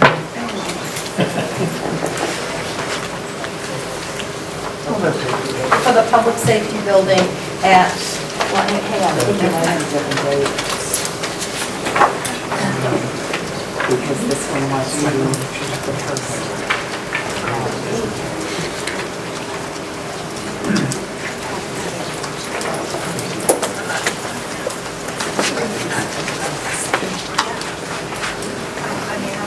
We were going to try to start early on September 10th because it got such a long meeting at 7. Yep.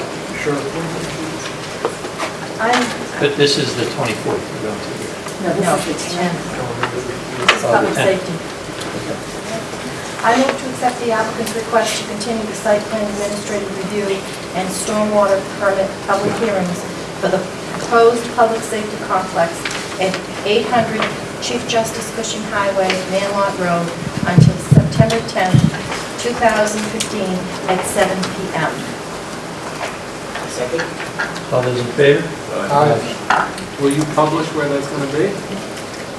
Yes, it'll be published. Great. It'll be posted. It'll probably be in the selectmen's. Yeah, well, it'll probably be over in the selectman's office, or the selectman's hearing room where we normally meet on Thursday, on the 10th. Website? No? Yeah, it'll be on the website. Thank you. I won't be here for that. I'll be here. Let me know. I know, I'll be. Okay. Well, thank you for the information tonight. And we'll see you. Thanks to our colleagues on the Dive into the bushes. I'm sure at some point. We have a motion for 5-minute recess. All right.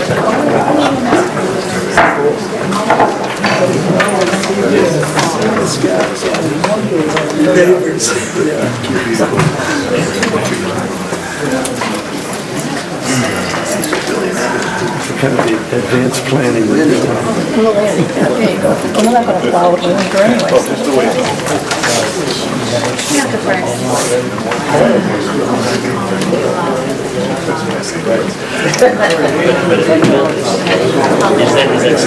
Yeah. All right, thank you. Nice to meet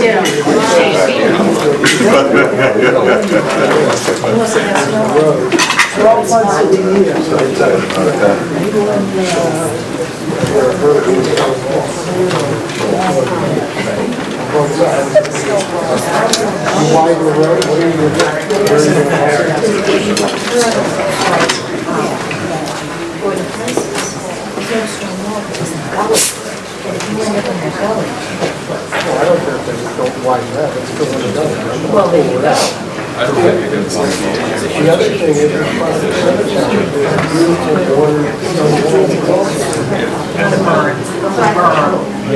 wondering.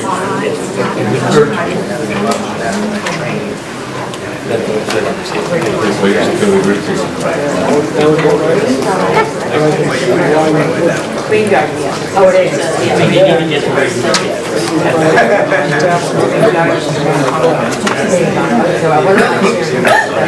Okay, I'll even leave some more questions. Yeah?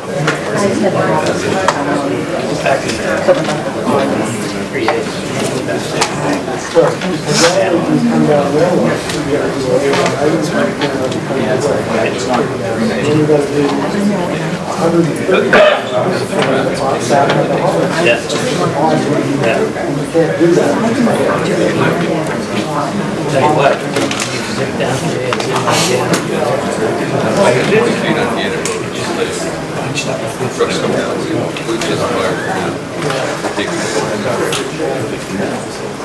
which is what I was trying to, I would love to see if it was going to be administratively dealt with.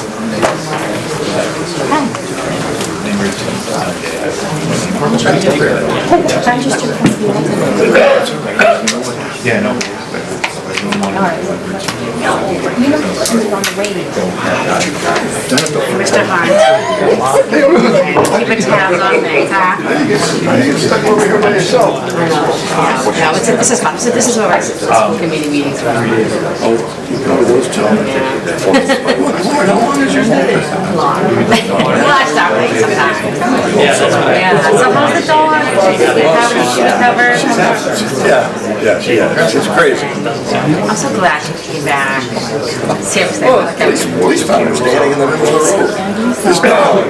Thing. He was like totally lost. How was the answer? I'll call you guys on Facebook. Yeah. Oh, you guys had it so long. Nice. If the town keeps the snow plowing, it might be okay. Last winter killed us. Same place. Even Gordon Ricketts was down there, went to the woods. I think I was there. Yeah, he said, hey, I can not only not deliver the mail, but the people from Lincoln Park, right up the street, Right, can't even get to the transporting medication. No sidewalks. It used to be booming. When I was a kid, North Scituate was booming. Oh, we had a major clothing store, gates and so Yeah. we had it all. What happened? It all went out. It's so nice down there. It's quite nice. So, Someday, time of day. go to Robert. Crazy drivers do this. Yeah, about the post office. Yeah. And now I understand that the post office is a jeopardy. So that'll be the final blow. If they close the post office. They just, they don't really do a lot of business. If you go in there, what did John, But other than that, what's supposed to be consistent post office. He told me that less than 1/4 of the boxes are registered for use. He said,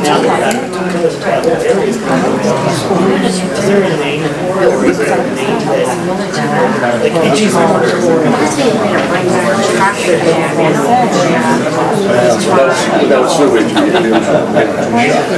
no sewage there. There's no way to expand. Restaurant business.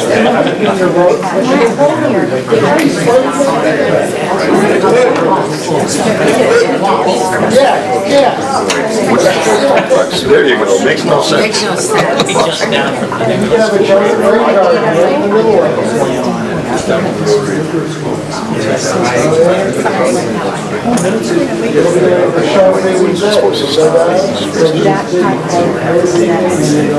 it's still not, there's no date set or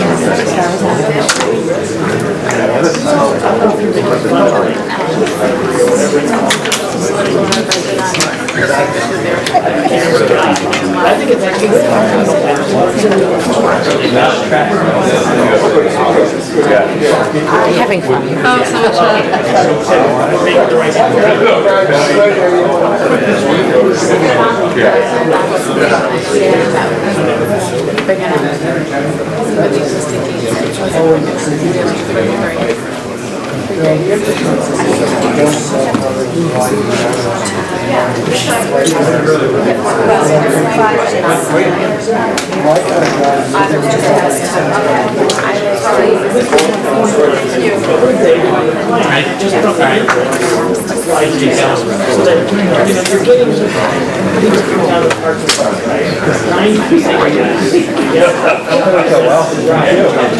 No, that's okay.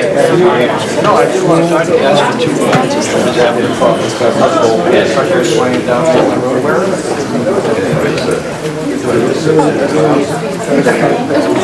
If they do that, I guess it's a likely way to. Yeah, but if it's not an emergency, they should be traveling. Should be traveling. And the problem is when people load with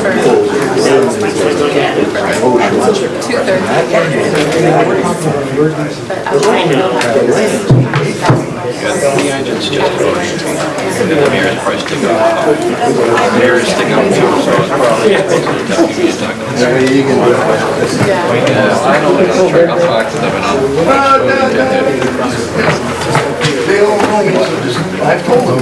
Okay, It's not a good sign when they're driving home and they're on fast. we're back. Yeah, I mean, they always. Back on the record. But not, but when they're not, then it's different. Okay. How are you? Past 9 o'clock. Nice to see you. Continued public hearing for the site plan administrative review for the Scituate Middle School project at 460 First Parish Road, 660 Chief Justice Cushing Highway. And I think you all have had a lot of input since you saw us last, so maybe we'll let you kind of fill us in where you are, and we'll go from there. Be happy to. Thank you. Still Don Walter, we're doing with here, but a couple of new members. We got John Richardson, who's our project manager on this project. Sandy Brock is back, and also Jeff Bandini, who's our traffic consultant, working with Niche Engineering. So, again, thank you for having us back. We have put an agenda together based upon our last meeting, and most of the discussion is going to take place with Sandy and Jeff on stormwater, existing traffic, proposed traffic, improved traffic, and then reiterate some of the parking counts and actually schedules up front. Yeah, if we get to phasing, we have questions about phasing. We can talk about that too. Great. So just to reintroduce the school, give you an idea of the image. imagery, these are Kozlowski Courts over here. So this is the part of the new parking lot, actually looking from what is the path that goes up to Scituate, back towards the school, which overlooks the vernal pool here to the left, and the main entrance located approximately in the middle. Two-story, grade 6 to 8 middle school. I actually think we're doing a nice job of embracing that vernal pool and really engaging well with the site. So in terms of the schedule, won't go into any of the details. The big thing that we're working towards now is finishing our construction documents and getting this project out to bid. So all of this has to do with getting us through our 90% CDs, an updated cost estimate, and then the completion of our bid documents, which right here we go. So we finished those October 16th. We'll be out to bid the third week of October, opening bids in December, and starting construction right after that beginning of December, probably primarily over the winter break. So that just gives you a sense of the big picture with a suggested opening of September of 2017. Tough time to start construction. Good inside the building though.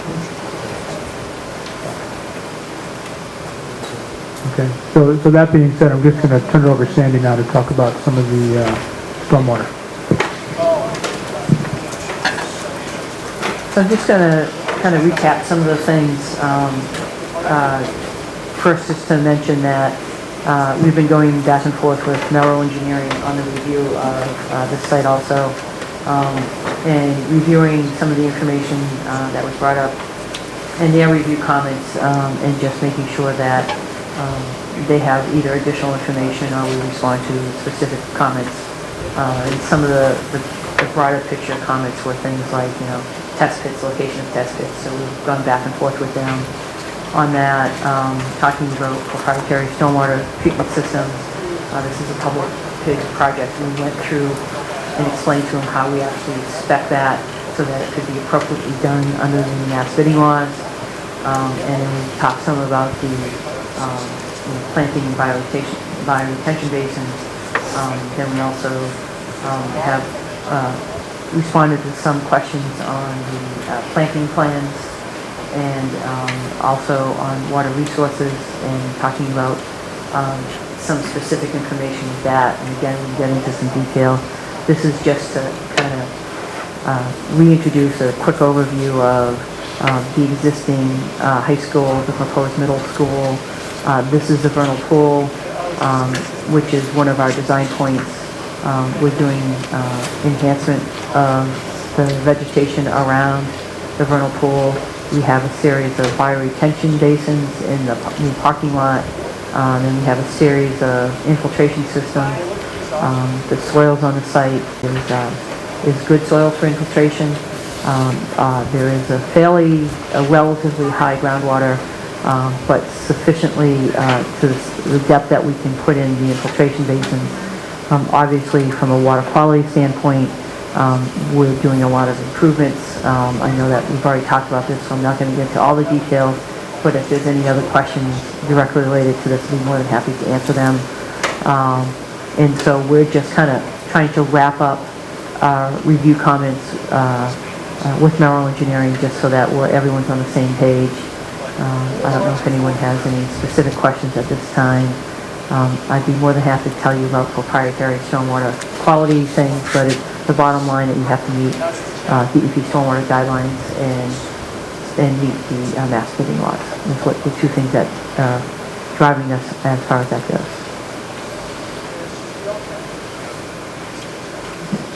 Is there any specific questions on? Laura, have you been contacting Merrill? Are there open items still in their review? Or have they been resolved? I think most of them are. Yeah, we're pretty much resolved. I mean, this is an example of the information that we gave them. These are all the different test pits with all the elevations of the ground, of the groundwater, of refusal. So we've had a lot of information going back and forth to them. unless there's any other comments, we've prepared a response to their comments, sent it to them, they've had a chance to review it, and on the middle school, they were pretty much satisfied. I think one of the comments was that they wanted the planting plan to include a mix of shrubs and herbaceous plants, because that's what Mass DEP recommends, and that the final plans and documents for these basins showing the plants that are actually going to be installed would be submitted back to the consulting engineer for review. So a lot of the discussion items on these relatively small changes, not design changes, but these kind of improvements, a lot of the discussion has been, we will incorporate this into our construction set, so to make sure that... So we'll end up making those conditions... we would totally expect that you would review that letter and condition the ones. I think the only one that I would like to make sure you really have addressed is the Water Resource Protection District comments. And I don't see the lady from the Water Resources Commission, but I'd like to make sure we address those and they've been resolved. Yeah, so we've addressed them, but I'm not going to say they've been resolved. And I don't have a problem kind of going through some of those comments. Some of them have to do with, I have listed out. One of them has to do with the slopes on the site and the 4-to-1 slopes that's required. One of the things that we're dealing with is an existing site that's already disturbed. So we already have certain slopes that exceed that 4-to-1. As far as new slopes, the one place that we are definitely exceeding that is right near the drop-off and right near the area that we are doing some improvements around the bioretention. And, one of the reasons why it's a little bit steeper there is we're trying to actually improve certain conditions and certain stormwater conditions. And so there's a little bit of one kind of location where there's a pinch point. But what we're trying to do is take an existing condition that doesn't meet any kind of requirement, doesn't have any kind of water quality treatment on the site, and really do the best we can. And this will turn around with the bioretention. We need that elevation, and so we end up with a pinch point. We've gone through and in kind of the responses, we're trying to point out those areas that might be a pinch point, but the reason why we're doing it is actually to improve the protection of the water resources. So it's a balancing kind of process for us, because we have a site that's already disturbed that doesn't have very much water quality protection on it now. So it's what do you take with the site? And one of the other questions had to do with separation between the finished grade and seasonal high groundwater. A lot of the places we're filling, so we may be, if we're less than 4 feet, well, it's more than, we're actually increasing the depth of it. Some of the places that we're cutting is further out and for the parking lot. So we've gone through and tried to identify those areas to explain why the grading is such the way it is, and a lot of it has to do with trying to increase some of the protection to the water protection, and obviously some of it's because of the parking lot. And you've had those discussions with the Water Resources Commission? We've responded in writing, but we have not closed out these items. We're trying to give them a balanced approach in why it was done, and the benefits of doing some of those things. But we need to close that loop.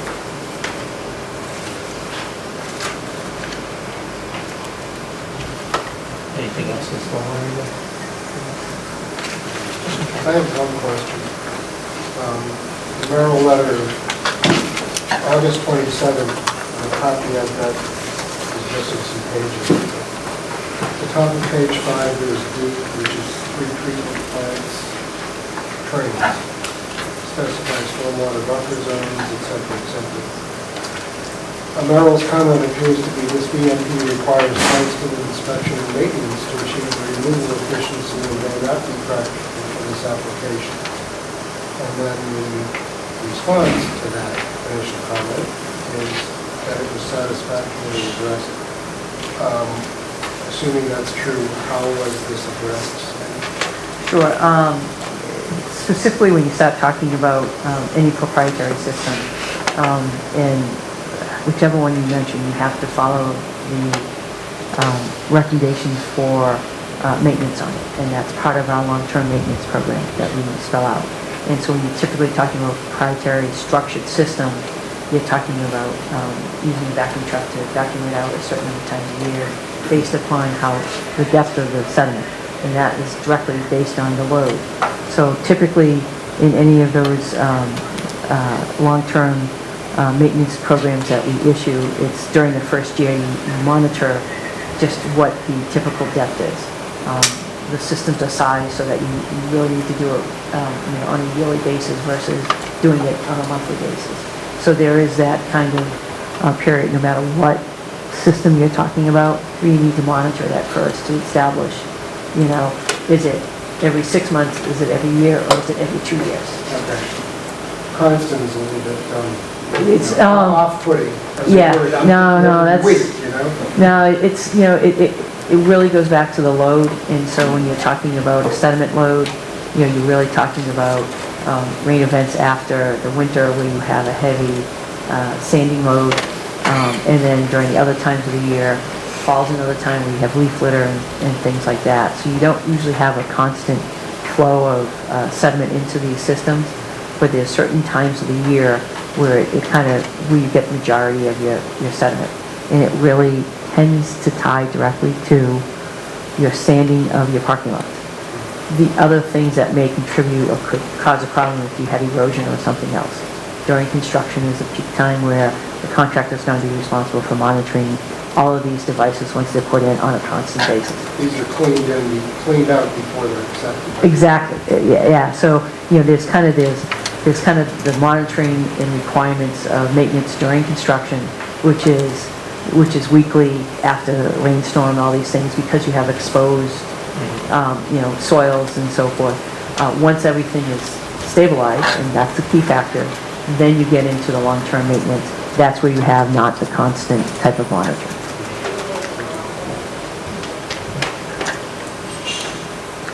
Okay. Next on your agenda.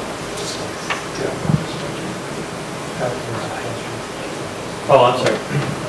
Before you leave the stormwater, we've been reviewing the same comments from Merrill that you guys have, so the commission has talked about that. The two things that came up that were important at our last meeting was at the middle school turnaround area, that's the closest point where you get to the vernal pool. So we asked for some more vegetation and some more work to be done at that. And could you explain how you beef that up and put it back up ahead? Yeah. Did that dovetail with the widening that the fire department was asking for too? Right, we're trying to get a balance to make it to turn around, but also to put more vegetation in, because that would be the one spot where you really could impact the vernal pool. So kind of this detail is what you're looking at here, is the additional planting that we're planning to do in this area.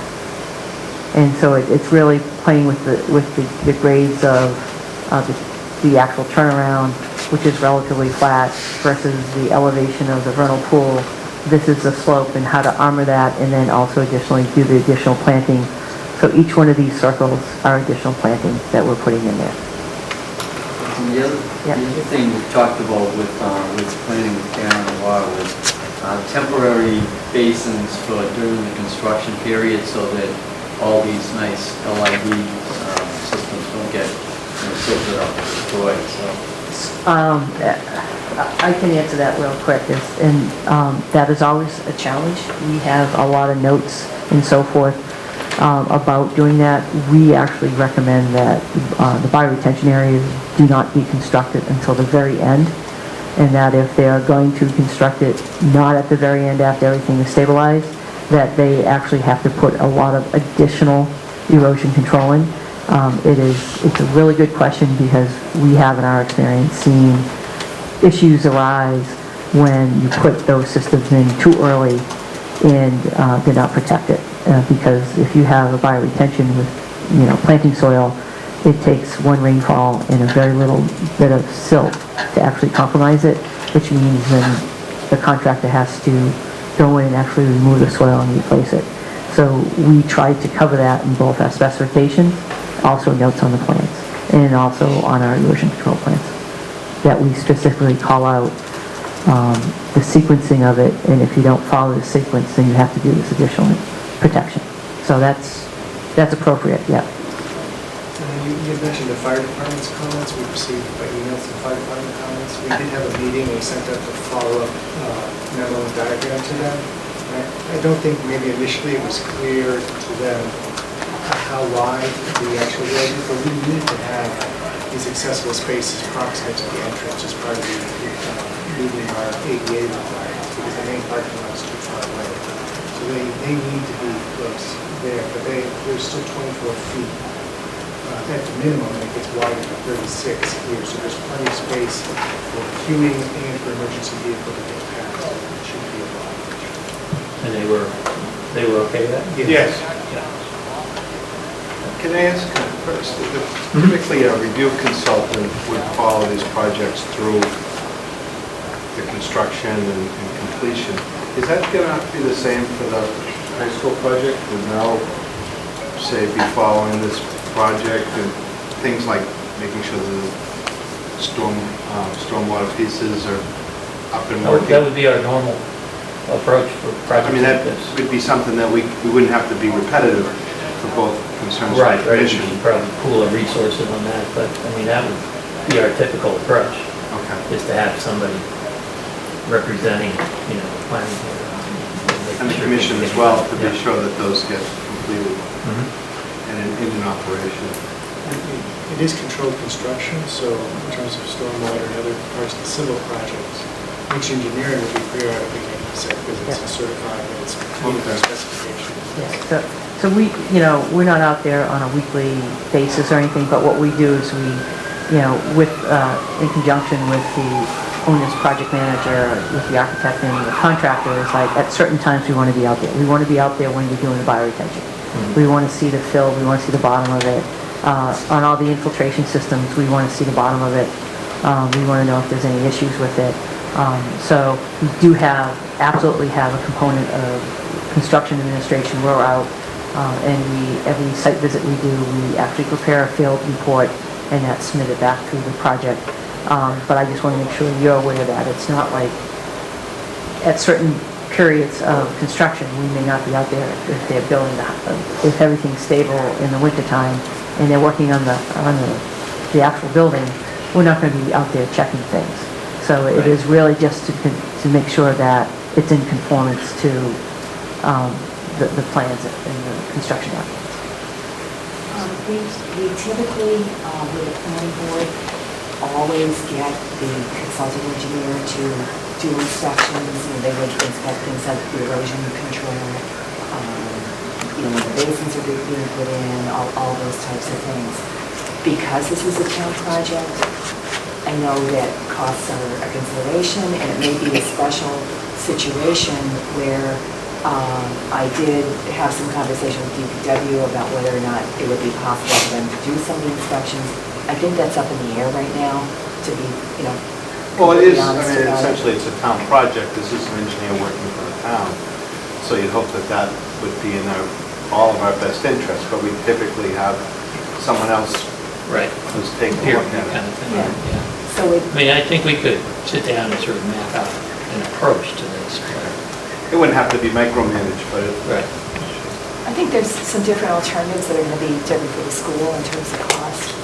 They probably have to be thought about by people at a higher pay grade than me. And we know we're going to be out there a certain number of times. We know we're going to be looking for certain things. Obviously, we have no issue at all sharing what we consider milestones, and to see if you have any other ones. Like, there's no question we want to be out there right after they start the project and they've established their erosion control. One of our early kind of kickoff things is we're checking the initial erosion control. And on every site visit, we would check erosion control. I just want to make sure that you understand it's not like we're going out there all the time, but we'd be happy to share our kind of milestones where we want to go out there. We don't tend to go out there all the time either. Right? It's very targeted at things we want to see at particular stages. Any other comments on the stormwater side? I just had a couple more things on Yes. stormwater, on the Water Resource Protection District. The comments that Sandy was responding to were actually the comments that I made. Right, I'm sorry. That wasn't the Water Resource Yeah. Commission, I don't know what they were. But as long as you were talking about mine, I just wanted to kind of go back to those for a second. The only other things that weren't addressed were the question of what kind of pipe is used. Again, the DPW, I think, is going to be looking for reinforced concrete pipe throughout. And the other thing is, again, whether the subsurface infiltration is considered a dry well or not a dry well. Maybe that's, not technically considered a dry well, but if it's a dry well, it's something that's prohibited in that Water Resource Protection District. And, I would defer to others on making that determination. We would be more than happy to supply what the function is and what we're trying to do.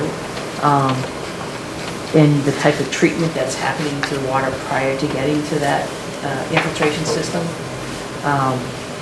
It is an infiltration system. Drywall is an infiltration system. Drywall is different than what we're doing, but it has the same function of trying to get water back into the ground to recharge the groundwater. And there's a lot of opportunity between the surface groundwater and where you actually pull water from for a well, which is typically a different type of groundwater that you're looking at, much deeper. And nature has a great way of doing it, but I'm not going to tell you, whether you should apply your regulations in a different way, but we'll be more than happy to give you all that information. You have a great opportunity here on this site from a pure standpoint of environmental and getting water back into the ground. This is the way you want to do it. And you have conflicting regulation requirements. You have one requirement that says, hey, we want to make sure that you have no volume increase with a 100-year storm. And that's what this is taking care of. And we're also taking care of LEED credits through the USGBC for green buildings. That's one of the ways that we're actually meeting some of those credits. So there's a real positive environmental impact by recharging the water, which is not being done now, and recharging the water that after it's been cleaned versus not doing any of that. And if it's kind of a which one's driving you, and we'd be more than happy to kind of go through that and sit down and talk about that. Okay, I know sometimes the devil's in the details. Yeah. Gets in the way. And then, I do have some of the comments from the water resources and talking about things. And I know we put a response to this, as I said previously, the loop hasn't closed yet, but things like looking for drought-resistant plants, and that actually, we all have native plants here, which tend to be drought-resistant. They're native, therefore they survive in this environment. They're asking about the fields being irrigated from water from cisterns. The fields are currently irrigated. We're not touching the field except for the one that's being removed, and that's not being replaced. So the existing fields that are being irrigated, we're not touching them. It's not part of the project. So there's no change to that.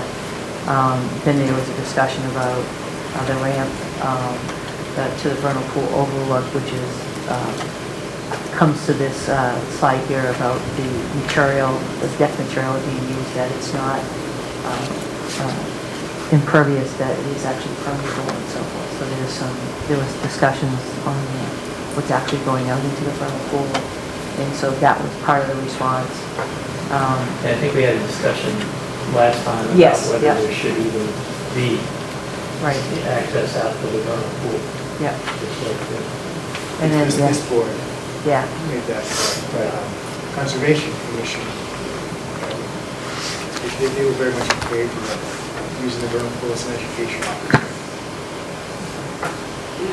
And then we need to close the loop on that, but we've gone through that and responded to not only those questions, but the other potential issues that Laura raised, just to address we're trying to make the situation better. And it doesn't fit perfectly into those particular requirements. Anything else? Okay. Moving on. Thank you, Sandy.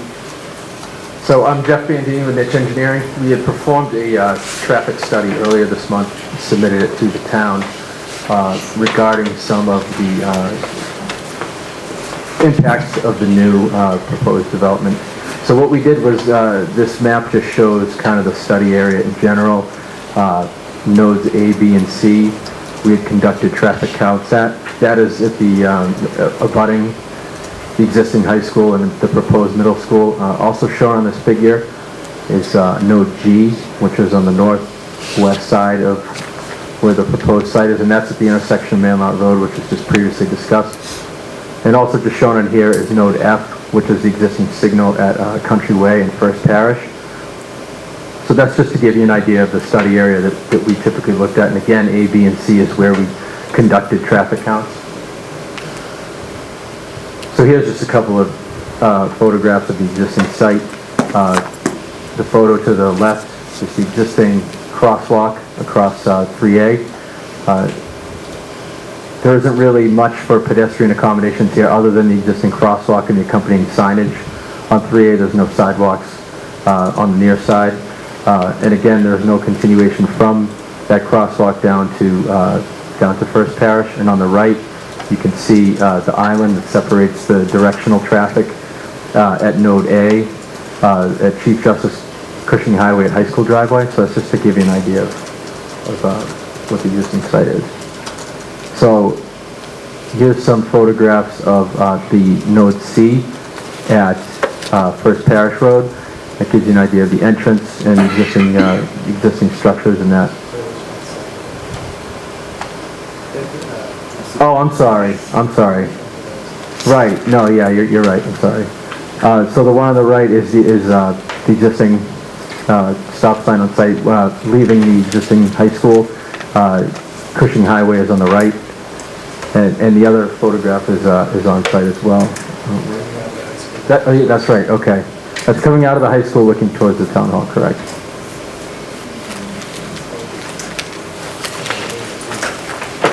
Right.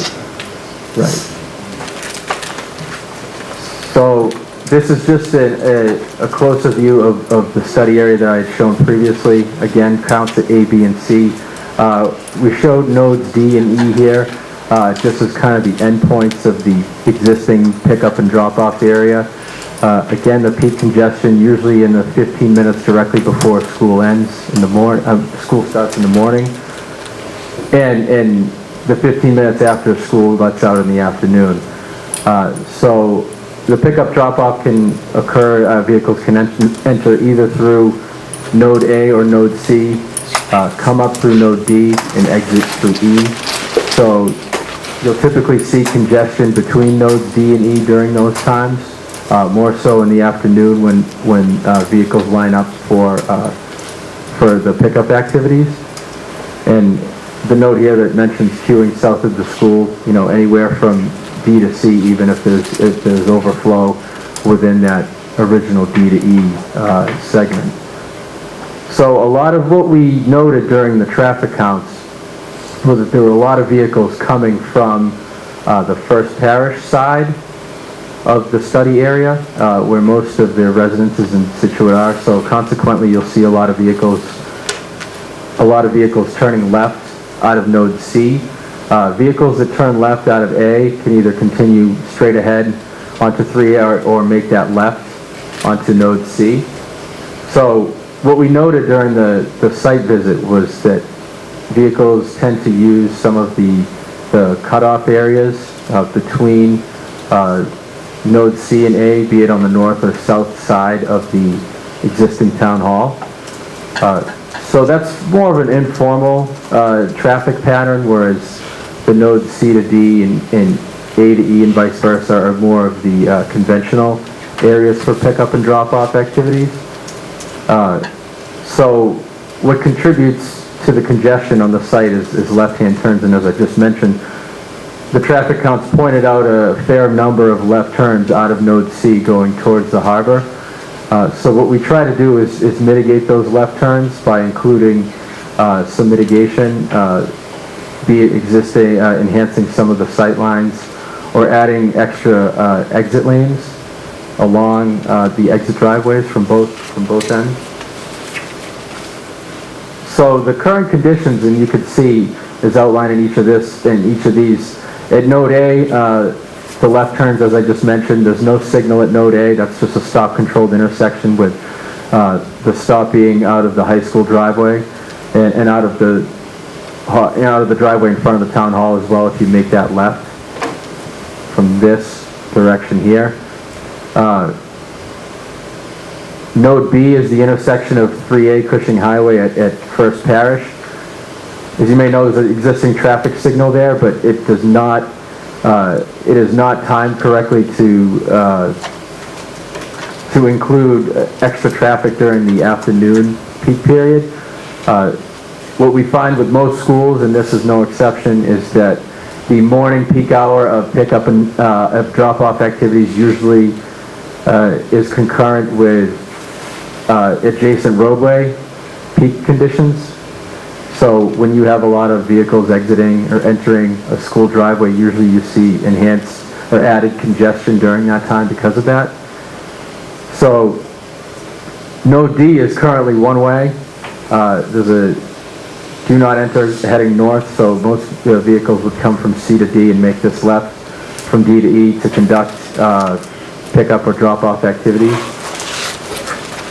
And at Node E, there's a conflicting turning left out of here, exiting the site.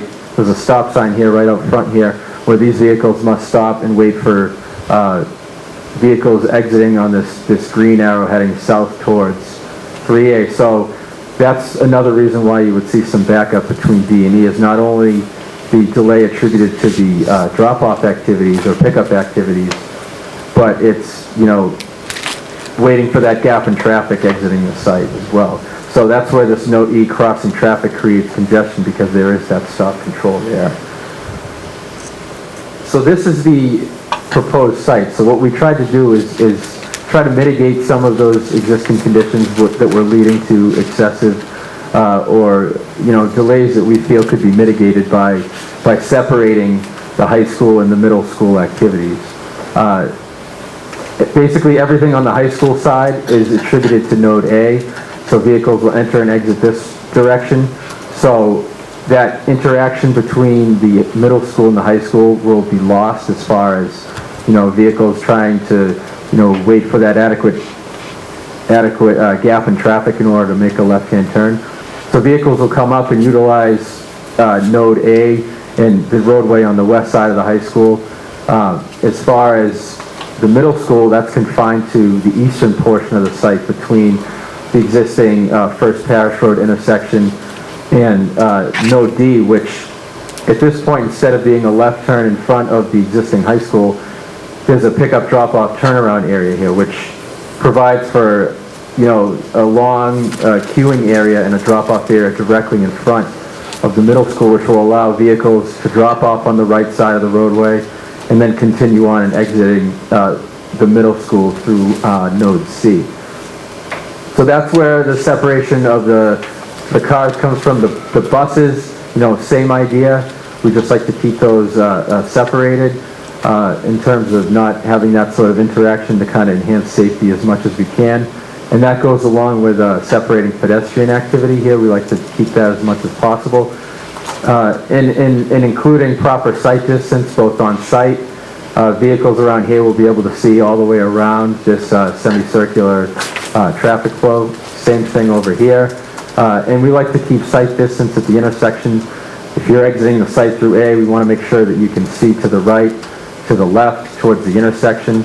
We want to make sure that if you're traveling along 3A, you can observe vehicles that are pulling out through Node A. And the same idea with Node C. We want to make sure coming around this bend, you can see a vehicle that's turning left from Node C, because, like I said, there are a lot of vehicles that do that, and we anticipate that's going to be the case with this proposed site as well. And again, the left-hand turns, that's what leads to congestion, so if somehow we can enhance those left turns, be it by adding an extra lane so that the right turns out of C don't mix with the left-hand turns, same thing through node A, we can let those vehicles kind of filter off-site and onto the adjacent roadways. One thing I want to point out on site is the gates that we have shown on here. Now these gates are proposed just so that there's no, this would be during the pickup and drop-off times, just so there's no interaction or intermingling between middle school traffic and high school traffic, so that vehicles don't come up through middle school and try to sneak in the back through here to this parking area here. Consequently, anyone through the high school wouldn't be able to come back here. Now, we anticipate that those gates will be open during school activities. Next slide, okay. Yeah, so this will be open during school activities, after-school events, concerts, basketball games, things like that. Just to kind of ease congestion through the site and to have it open and available for emergency vehicles, that's certainly important to us. But having them closed during the pickup and drop-off activities just so there is no intermingling between the two. So the middle school parking, again shown here, so there's a lot dedicated to all middle school activity over here. And that's in addition to the existing lot in the rear of the high school here, which will be used predominantly for high school activities. So this is a plan that just shows proposed widening, like I had mentioned earlier. The left turns out of the driveways onto, be it 3A or First Parish, contribute to a lot of the delay, a lot of driver frustration, congestion. So what we're proposing is an additional lane coming out of the high school driveway here and modification of this median, shifting it just to the south so that we can have adequate width for both a right turn and a left turn lane. And some sort of like pavement marking that kind of denotes, to give vehicles some sort of guidance here so that they can form the two lanes for approximately 400 feet back from this node here, so that vehicles to the right can go right, vehicles going left, or left onto the roadway in front of the town hall. So as you can see, we're trying to put together a plan to kind of ease that congestion here and also try to maintain safety throughout the site. And that includes adding enhancements, be it, stop bars or additional stop signs or some sort of traffic regulatory signage such that, to kind of ease this confusion here, because, entering the site from 3A, if you turn right in, there's not a lot of space, if you got a few vehicles following each other, there's not a lot of decision distance of time here to kind of decide what you're going to do, whether you're going to turn left towards the high school, if you're going to go straight past the town hall, and I know you can't make this right here, but just to kind of ease that confusion, maybe you want to enhance signage just a little bit. So again, this is just graphically showing what I just explained. I had mentioned the 400 feet of the additional lane coming out of the high school driveway. That's space for about 20 additional vehicles. That's about 20 feet per vehicle. That's about average what we see. So that's, not only is it extra lane to provide separation of the movements, but it also provides extra queuing space so that vehicles don't back up further into the site, not shown here, so that, there's the pickup drop-off area that's here, there's the parking area that all needs to filter through this portion of the site here. So we showed that enhancement for about additional 20 vehicles. And as previously had been shown, that's the plan for First Parish as well, to show that additional right turn lane so that the left turns that come out of here don't have to conflict with the right turns. The right turns can have almost a free path to get up to the stop sign here and then turn right when they see fit, when sight distance allows them to do so. And again, that separation I think is key here between the middle school and the high school traffic. So one topic we've had of discussion is what happens in the roadways to the north and south of the town hall, public safety, and the fire. And it's no question there's some interaction between the two, and we do aim to have the separation of the high school will exit or enter through Cushing Highway. Middle school will enter or exit via First Parish. But we all know once these roads are, as long as these are here, traffic will kind of balance itself out. If there's a large queue here, vehicles may feel the need to exit through First Parish, especially if they're adhering to that sort of rule of thumb that we found when we did the traffic counts, was there were a lot of left turns coming out of here. For instance, vehicles may decide to come here and turn left and go out this way rather than turning left here and then having to make a left at the traffic signal. And vice versa, if you're coming up here and you see a long queue at the traffic signal, you may decide to come up here and make a right and then just come up to the high school this way. So it's something that we've been kind of as a topic of discussion of what to do with these two roadways.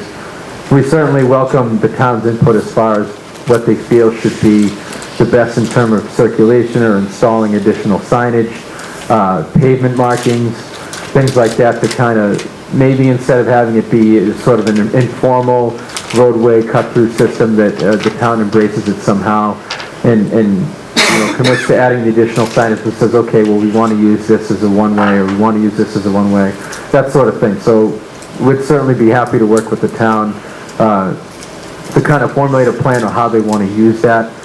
Again, because we feel like it's self-governing.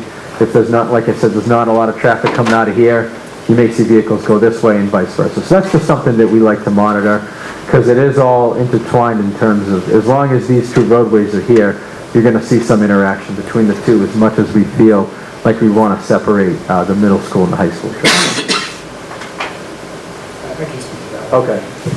This is a sketch in response to comments from fire department. We already have it shows two things. It shows a reinforced turf area for emergency vehicle access to the south of the middle school. This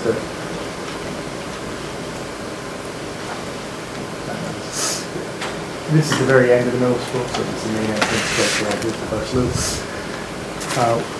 Right now our documents show reinforced turf about this far, but the fire department asked us if we could extend it almost all the way up to the entry, so they would have full access to address fires or emergencies along both what we call B wing as well as A wing. The entry canopy and the landscaping doesn't allow crossover traffic, so they need to come from the west, headed eastward to do this. We're also proposing to add a small pedestrian path there that will help move students across the face of the building.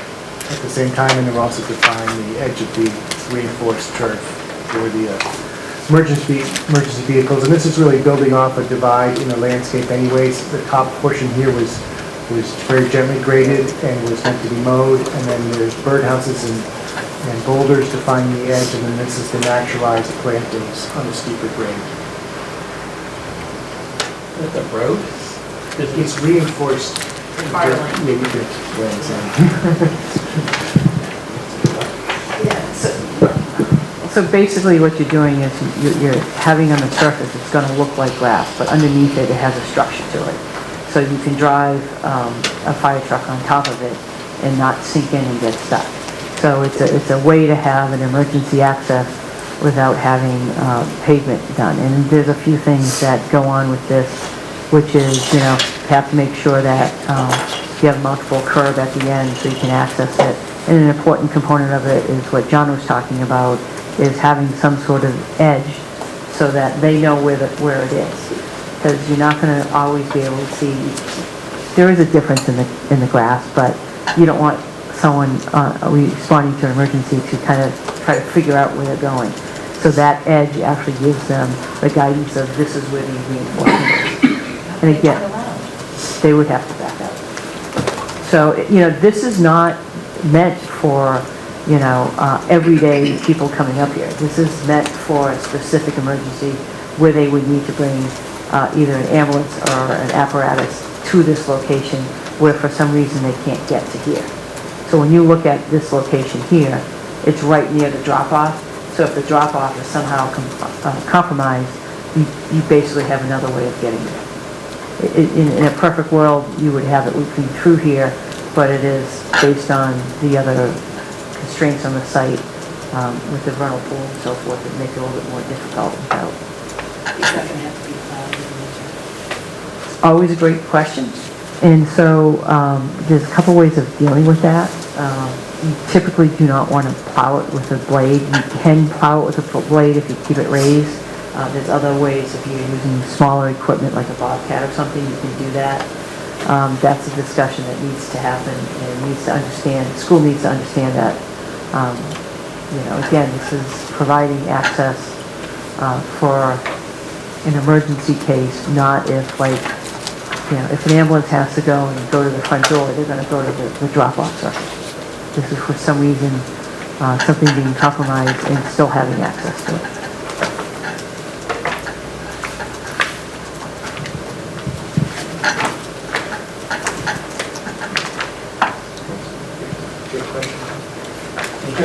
Questions on the traffic? Back on this for a second. Was there any talk of if the canopy were modified, that could come through to the Circle Connect? That traffic pattern, if you ever had to use it, or in the front plaza, that doesn't that find you? I mean, obviously that could be done, but it would basically remove most of the canopy, and kind of the geometry of the building is such that you can see the administration wing, it blocks your direct view of the entrance anyways. Because the administration wing is thicker, so part of the design intent wasn't just to show off the canopy, but was to kind of announce that this is where the entrance is, so you kind of need that extension. And what we see, this emergency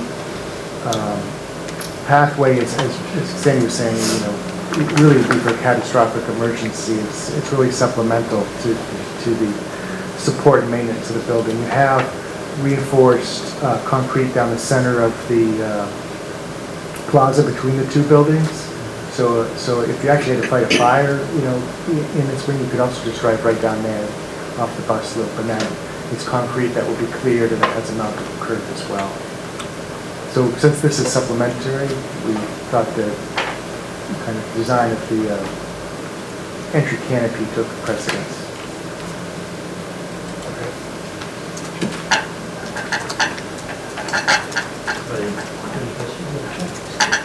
Thank you. You spoke of this.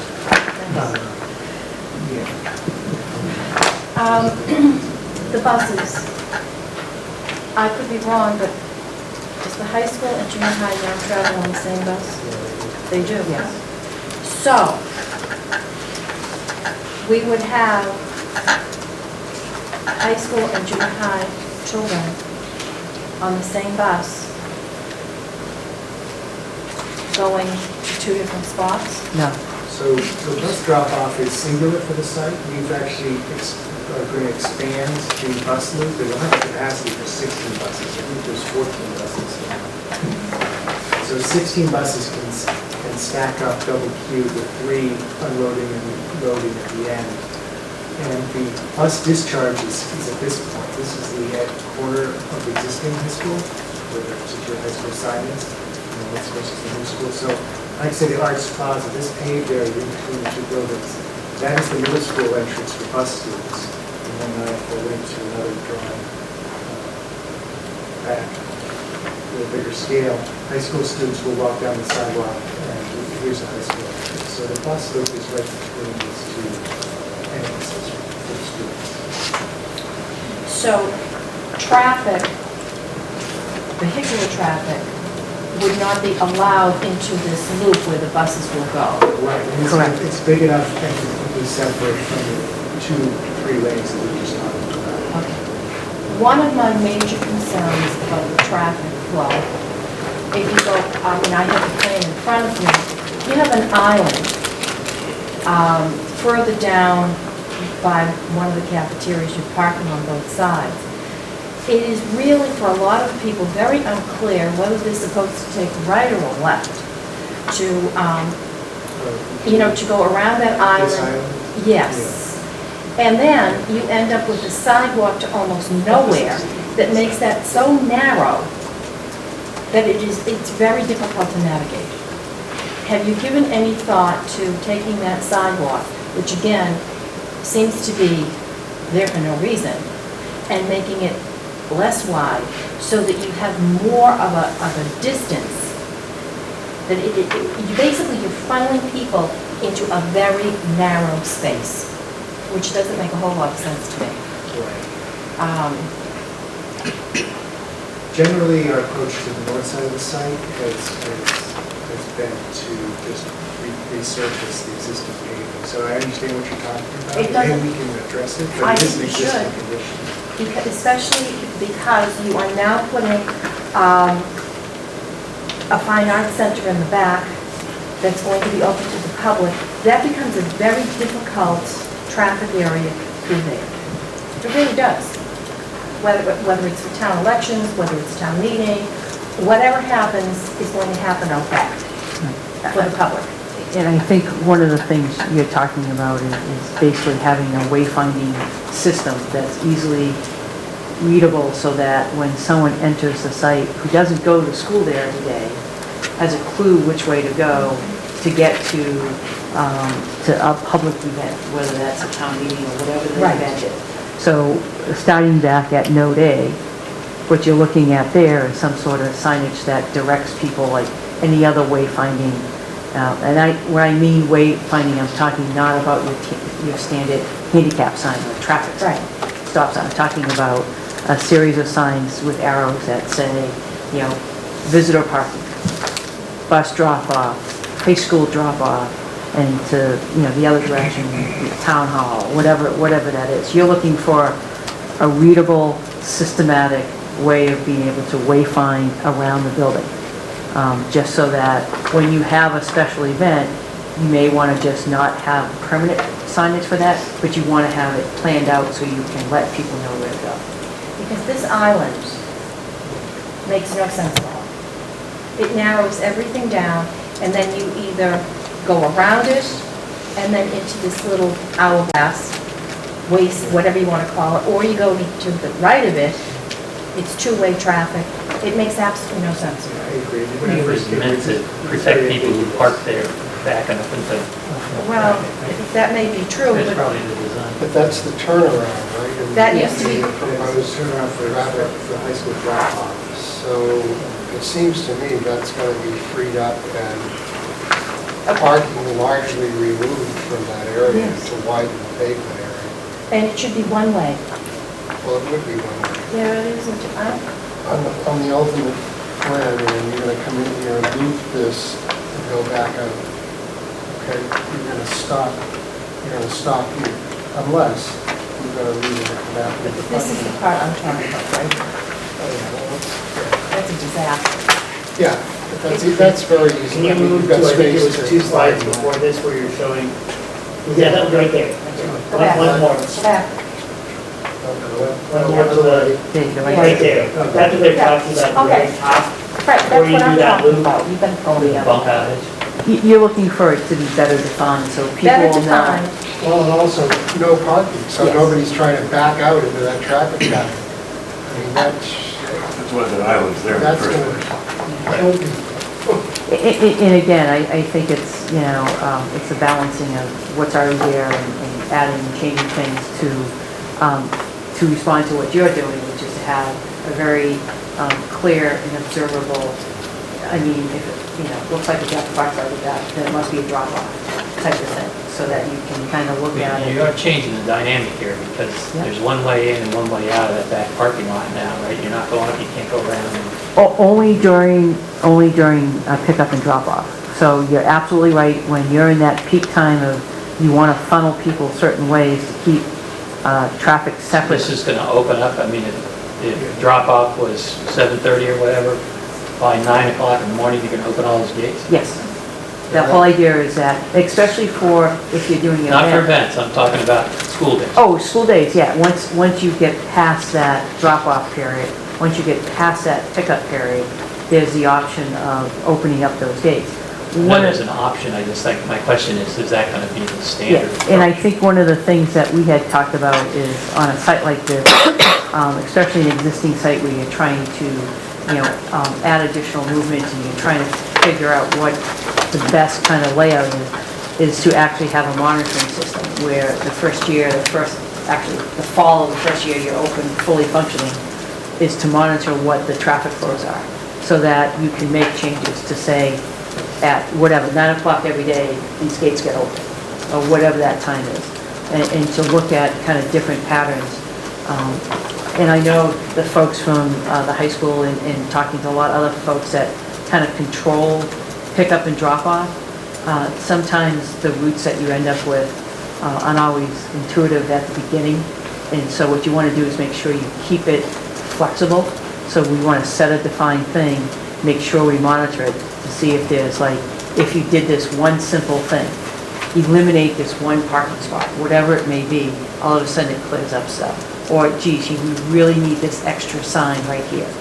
And those are the things I think we would recommend kind of when you first open in the fall, is to have, not on day one because everyone's learning, but on whatever the kind of the learning curve is to start monitoring what the actual traffic flows are, so you can make minor adjustments. We're not talking about major redesign, we're talking about minor adjustments to signage and things like that.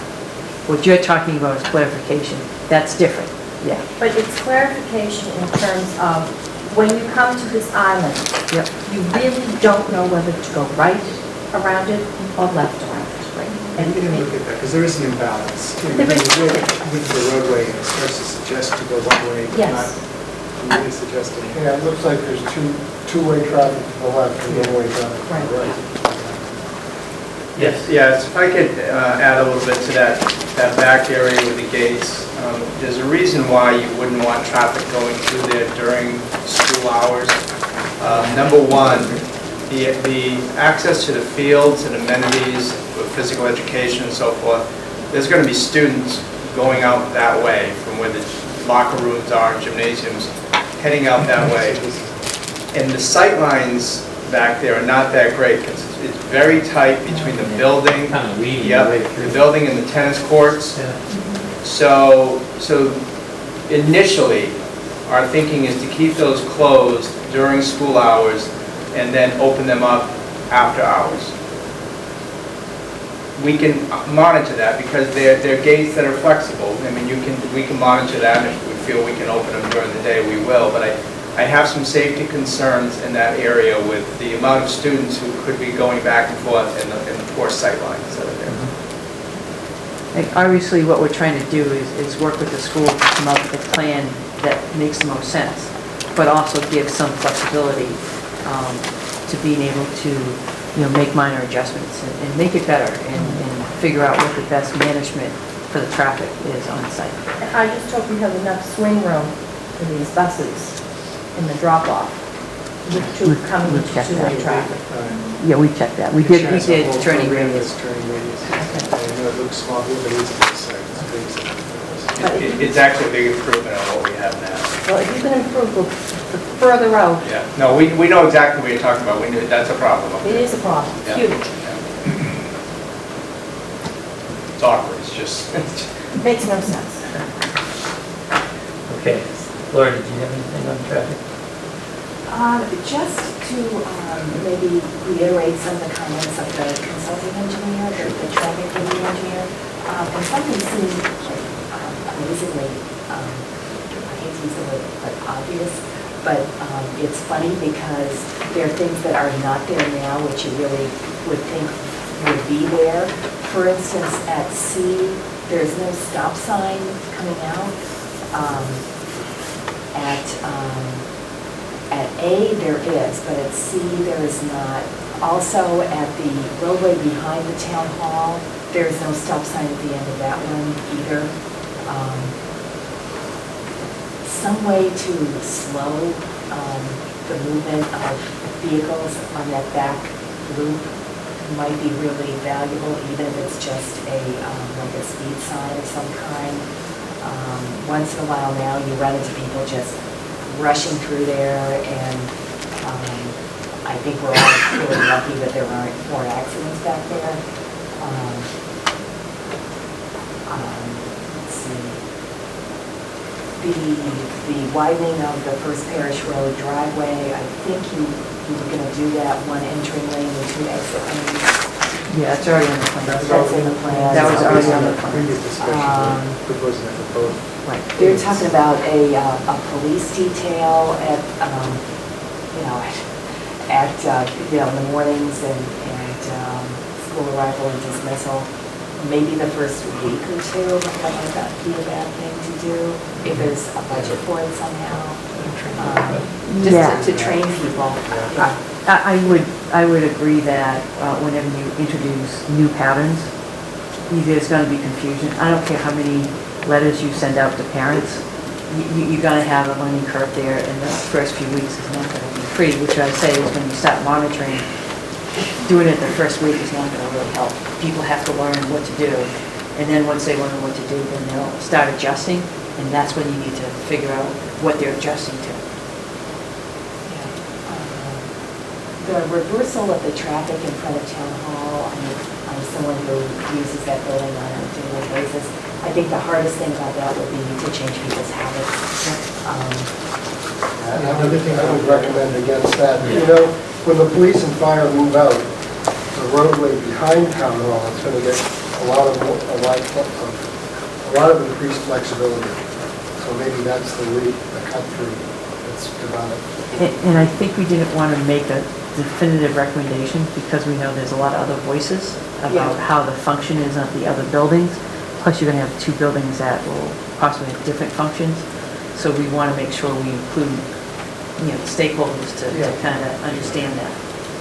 But one of the things you could do, since Town Hall is one way, heading toward the high school, it becomes a circle. You make the back one way, you cannot take a right to sneak around behind. It's one way. It's just a big loop. Yeah, and we were looking at that as a loop both ways, which would work better. I think we are conditioned, like Pavlov's dogs, to go in front of Town Hall and then you just scoot around and come out the other way. Yeah, like I said, that whole, whenever you change the pattern, it becomes an immediate issue then. It may work itself out. But, you know, just because of the location of the intersections, one may, if you didn't have a traffic pattern here, you may do something a little bit different because of distance and so forth. But the thing is, you do have that traffic pattern here, so we don't want to just blindly say, no, this is the best way to go. We want to kind of understand the issues if we were to switch it up. The one other thing that they talk about in the traffic report is the sight distance coming out at C, particularly going left. They want to get some of the vegetation trimmed back, and they do not want any signs, basically there. Yeah, I think we're concerned about anything above 2.5 feet, which any sign could be, so. Yeah, I think we had mentioned that we need to, that was a sight distance issue. Yeah. And I think those are basically looking at the same. Okay. Any comments from the public? Yes. Pedestrians? We didn't hear anything about how we're going to accommodate pedestrians. So, primary access, there's a sidewalk that goes along First Parish here, and they want us to come Scituate, and then the primary access is we're regrading that way as a pedestrian bike access. So that's the primary access. I know we talked last time, there is a crosswalk, and we showed that photo right there, and you can speak to that, Jeff, but we feel the larger town infrastructure is not really supporting that crosswalk. Concerned mostly about pedestrians from the west side of P. Right. I think there's going to be some review of that whole intersection with town officials and state officials in the near future. Right. The big issue is that, so we understand that, you know, as far as pedestrians going there, but just to add a crosswalk that doesn't really connect to anything and promote people to go there without having all the other connections. So we just don't want to look at that one, you saw earlier, that one photograph of that crosswalk. So we could look at that and improve it, but if it goes to no place and then it doesn't and it promotes people to go there, and as soon as you go down Manlot Road where there are no sidewalks, we want to make sure that it's not done in a vacuum, that you need to look at that whole area, and that's I thought something. the revised traffic report recommended a pedestrian signalization of the intersection at B, the currently signalized intersection. Right, we had made a recommendation that if you're looking at that, that possibly the place to do it is at the traffic light and not at that intersection. Is that now on the plan? It is not on the plan, it's not within the project scope at the moment. We're going to be meeting with DOT, and Jim Campbell's office has arranged the meeting. It's going to be on September 10th. It's the school department and the town. Beginning discussions, not just at that intersection, but all the way up 3A, going all the way up to Manlot Road in that area. So we're going to start some of these discussions. The two big concerns that the school has is one, signalizing that for a crosswalk at B, and the second is coordinating the signal for dismissal and arrival so that it works with dismissal and arrival. I mean, those are the big two issues that could help the school immensely with traffic. And so we're going to begin those conversations September 10th. What is the level of service at C? Is the vast majority of your walking coming from the First Parish countryway? The majority of walkers, and we also have bike riders too. And one of the things we're trying to do is make this, bike rider friendly and accessible. And so, but the majority of access for riders and walkers comes up First Parish. We also have pathways behind the school that connect. One goes up to Cushing, as we already pointed out, one goes up to Cudworth. And so we have walkers coming through that area. So it's mostly coming from that side. The woman who was here at the last meeting, she is from the other side of 3A and is talking about how to get over to that side. But the sidewalk up First Parish doesn't go very far. It's very limited on that other side. So even crossing over there, you're going to be sooner or later walking on the roadway pretty quickly. So there was a question on what the level of service is at that intersection.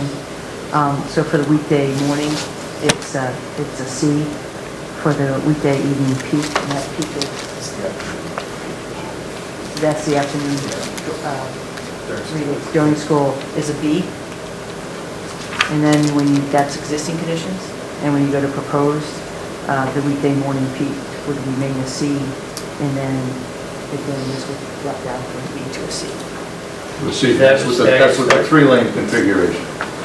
Are you talking about Note C. Note C. That's the critical point here. That's going to be your biggest issue. Right. Now, we were measuring the level of service, not just because of that, those left turns out of there, which I mentioned with the point. And that's existing too. And that's existing as well. So we will, there will be some additional delay, we believe, but it's in terms of balancing out after the police or fire move off-site, or the traffic pattern kind of figures itself out over time, we believe it will be better than that. And again, that measures the highest 15-minute peak during that hour. So it's not like we're experiencing high levels of delay for hours on end. This is, again, typically the 15 minutes directly after dismissal. And if you look at the traffic counts, you'll see the imbalance between that 15 minutes in relation to the other hour and 45 minutes that followed based on the 2 hours of the traffic counts that we took. Which is pretty standard, no matter what school you're looking at. You get that anywhere from 10 to 20 minutes of congestion because everyone gets out of the same time. And we have, and especially, we pick up when Is the intent to start with staggered start times? Well, right now we're on the same start times, and we would prefer to keep those because programmatically, educationally, it's better for us.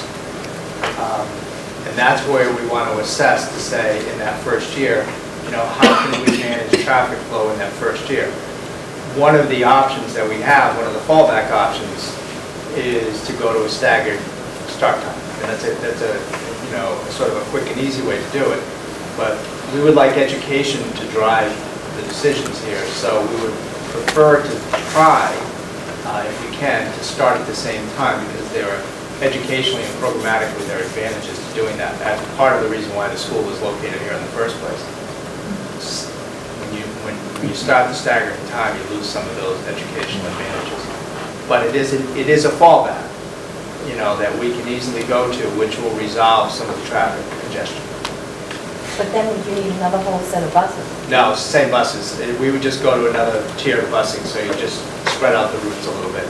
But the advantages we picked up with the buses would be lost. I mean, right now, you know, we picked up a lot of advantages by putting middle school and high school students on the same buses, but you lose some of that. But probably speaks to definitely having police detail when we start. Well, you're going to have to. If they're all coming in at the same time. You know, and I've been around schools that have opened up and been built, and this is the first week or two is always a problem, and then people settle into the, you know, how to get traffic around and how to do it best, and you know, we'll manage it here too. But again, if you separate out the middle and high school times, that's a way to solve part of the traffic congestion. With that meeting that's going to be, you mentioned with Jim Campbell and the Mass DOT, you know, I noticed a lot coming, with Node B, coming south on 3A, and getting to First Parish. Actually, it's wide enough for 2 lanes, and most people will, you know, get in the left-hand lane and turn their turn signals on, but that doesn't always happen. So having like that marked as being left turn only, and actually demarcated with, you know, right, straight ahead, left, especially now that, you know, anyone that's coming to the middle school is going to have to make that left-hand turn on First Parish.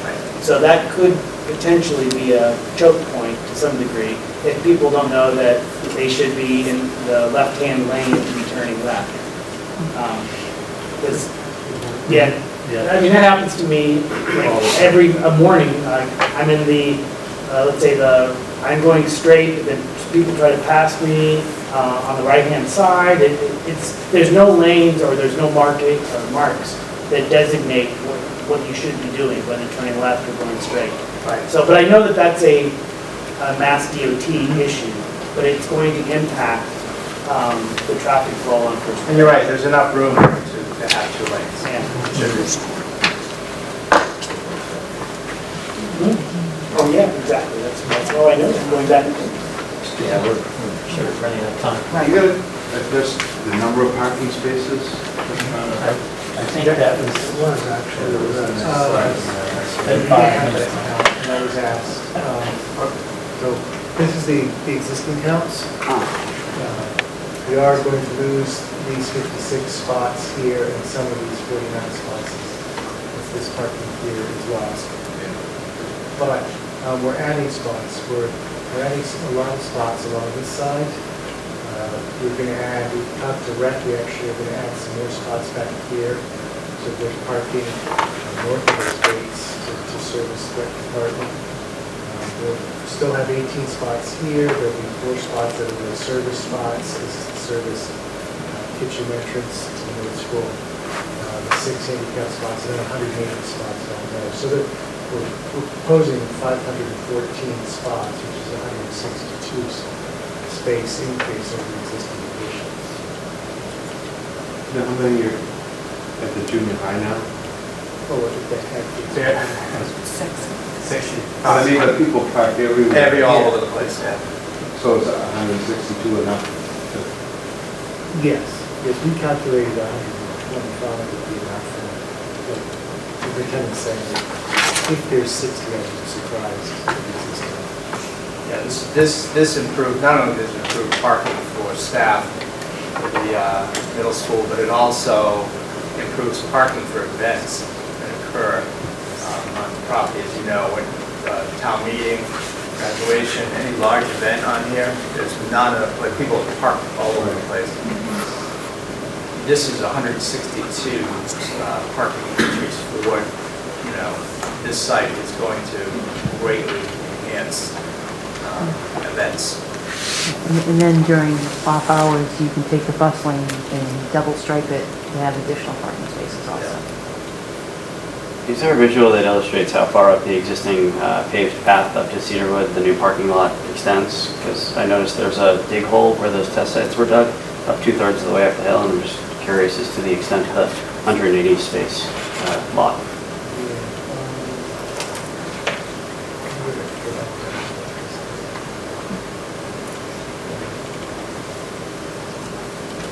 So this is basically following the existing path. We're just widening it slightly so it's safe to ride by. Pretty much where it bends. Right. Okay. So that test hole is not indicative of where construction could potentially go. You get that big hill there. Yeah. So it's, all right. Thank you. This dark is the contour stacking up. Steep slope, yeah. Got it, thank you. And the lighting plan, would it be directional lighting so it wouldn't? Yeah, and I have a board of that. We submitted a photometric plan, but it's 0-foot candles in the perimeter. We are lights, obviously parking lights as well as pedestrian lights. For lead, they're what are called horizontal zero cutoff lights, so no light is above the horizon. And also for lead, we're not allowed to have any foot candles discharge over the parking boundary. Thank you. Okay. Does that finish your agenda? Yes. Laura? Well, yeah, I guess the time that seems to fit would be September 24th at 7:30.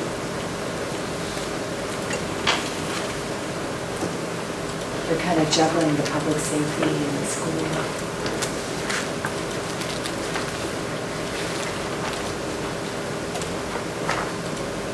Does that work okay for you? It's okay for me.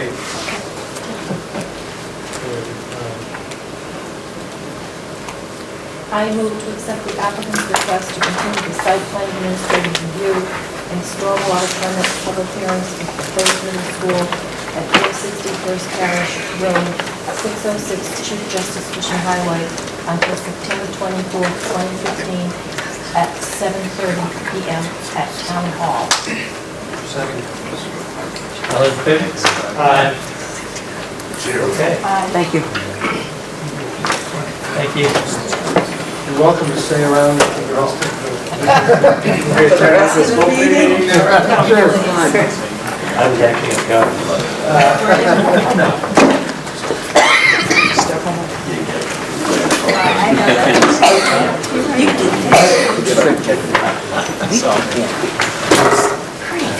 So you're on. Oh, that's why you can't. Bye now. Bye.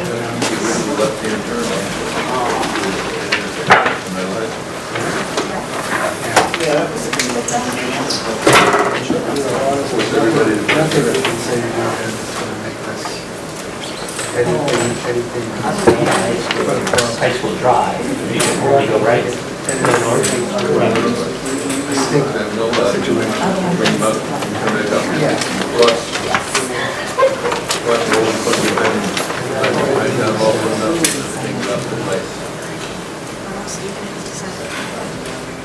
What you need is some kind of.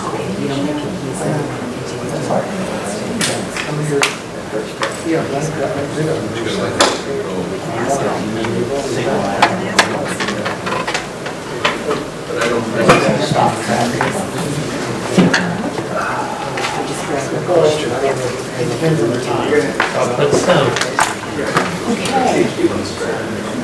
So, do you want to,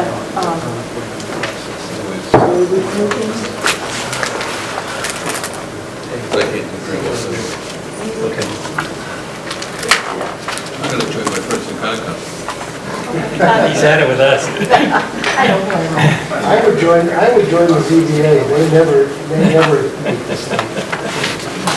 How come we get through this in 10 minutes? I think we need to, What are you guys here for? Simple Form A plan Okay. 35 Greenwald Road. This is the Susan Pippin property. Lots 2 and 3, we're revising the lot line between the 2 lots. We applied to the ZBA really for housekeeping purposes because Lot 3 is one of the 50-foot frontage lots. We've asked them to amend their special permit on Lot 3 to reflect this new plan. Basically, what you see is you see this lot line here that runs through the existing shed. That line used to be further back and kept the shed on Lot 2. We've now moved that line. We are going to be moving the shed to comply with the setbacks, but by moving the line, opens up a larger area on Lot 3 for development. It also pushes that line kind of in keeping with an existing fence that's out there. The purchaser of the property was wishing to make the change. We didn't have his input at the time of the original plan. So you're saying it needs zoning board approval? We've asked them for an amendment to their site plan or to their special permit, just because Lot 3 was approved as a 50-foot frontage lot. We fully expect it would be approved because it has the same frontage and it still has more than twice the land area. So just for record-keeping purposes, that special permit will now reflect this new Form A plan.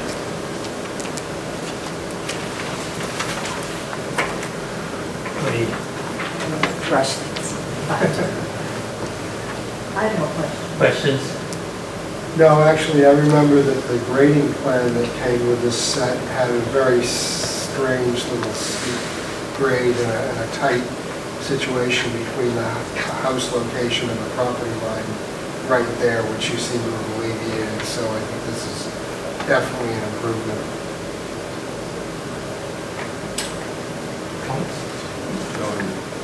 Oh, you're confused. No, I think it's pretty straightforward. Does this have to be conditioned upon approval by the ZBA? Not really, because this is just a Form A plan, so whatever happens with the ZBA happens with the ZBA, and whatever happens with you happens with you. Okay. It doesn't change. So this doesn't change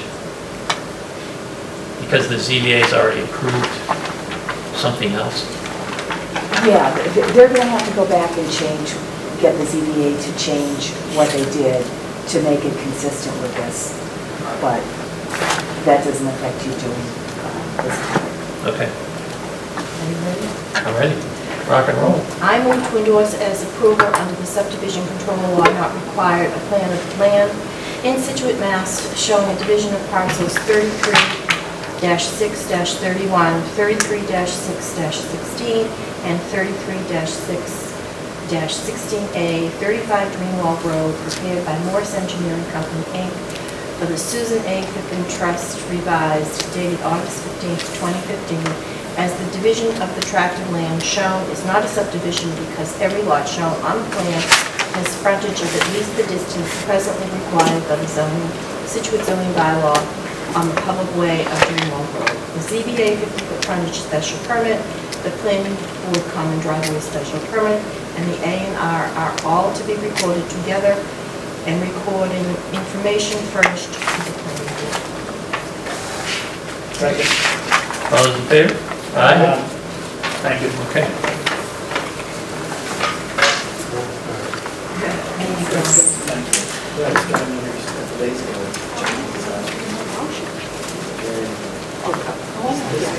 I don't know why you're leaving, because they're signing the special permit.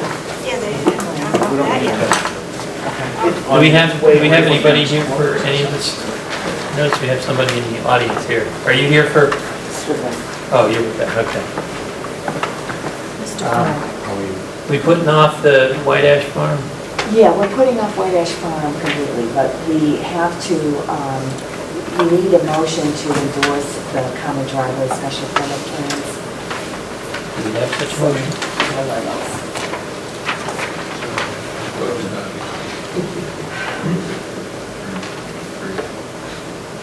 I move that the planning board approve and sign the common driveway agreement and that the planning board sign the common driveway special permit plans, sheets 1 through 4 for 35 Greenwell Road, and hold plans and escort and improvement recording that the ZBA special permit is furnished to the town planner.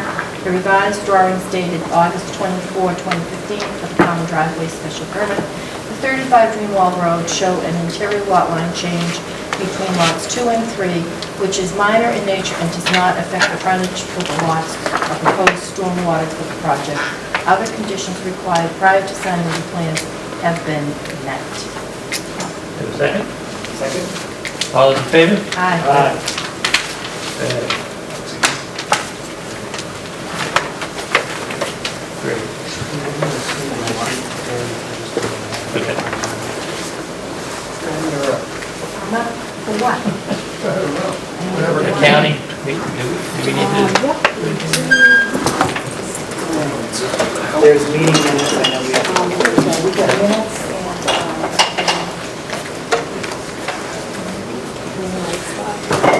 Are my tasks being usurped?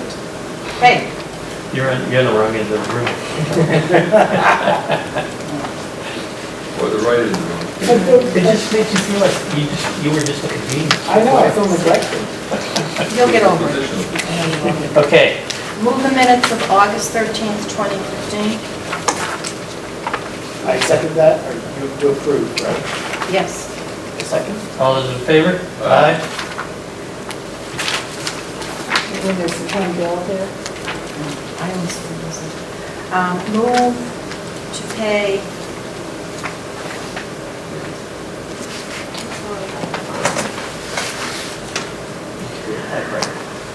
annual dues for program year 2015 to 2016 for Laura Harbottle, town planner, $85. I second.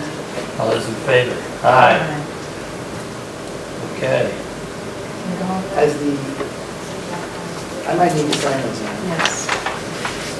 The common driveway agreement, I'm gonna have to print out and, these all say draft.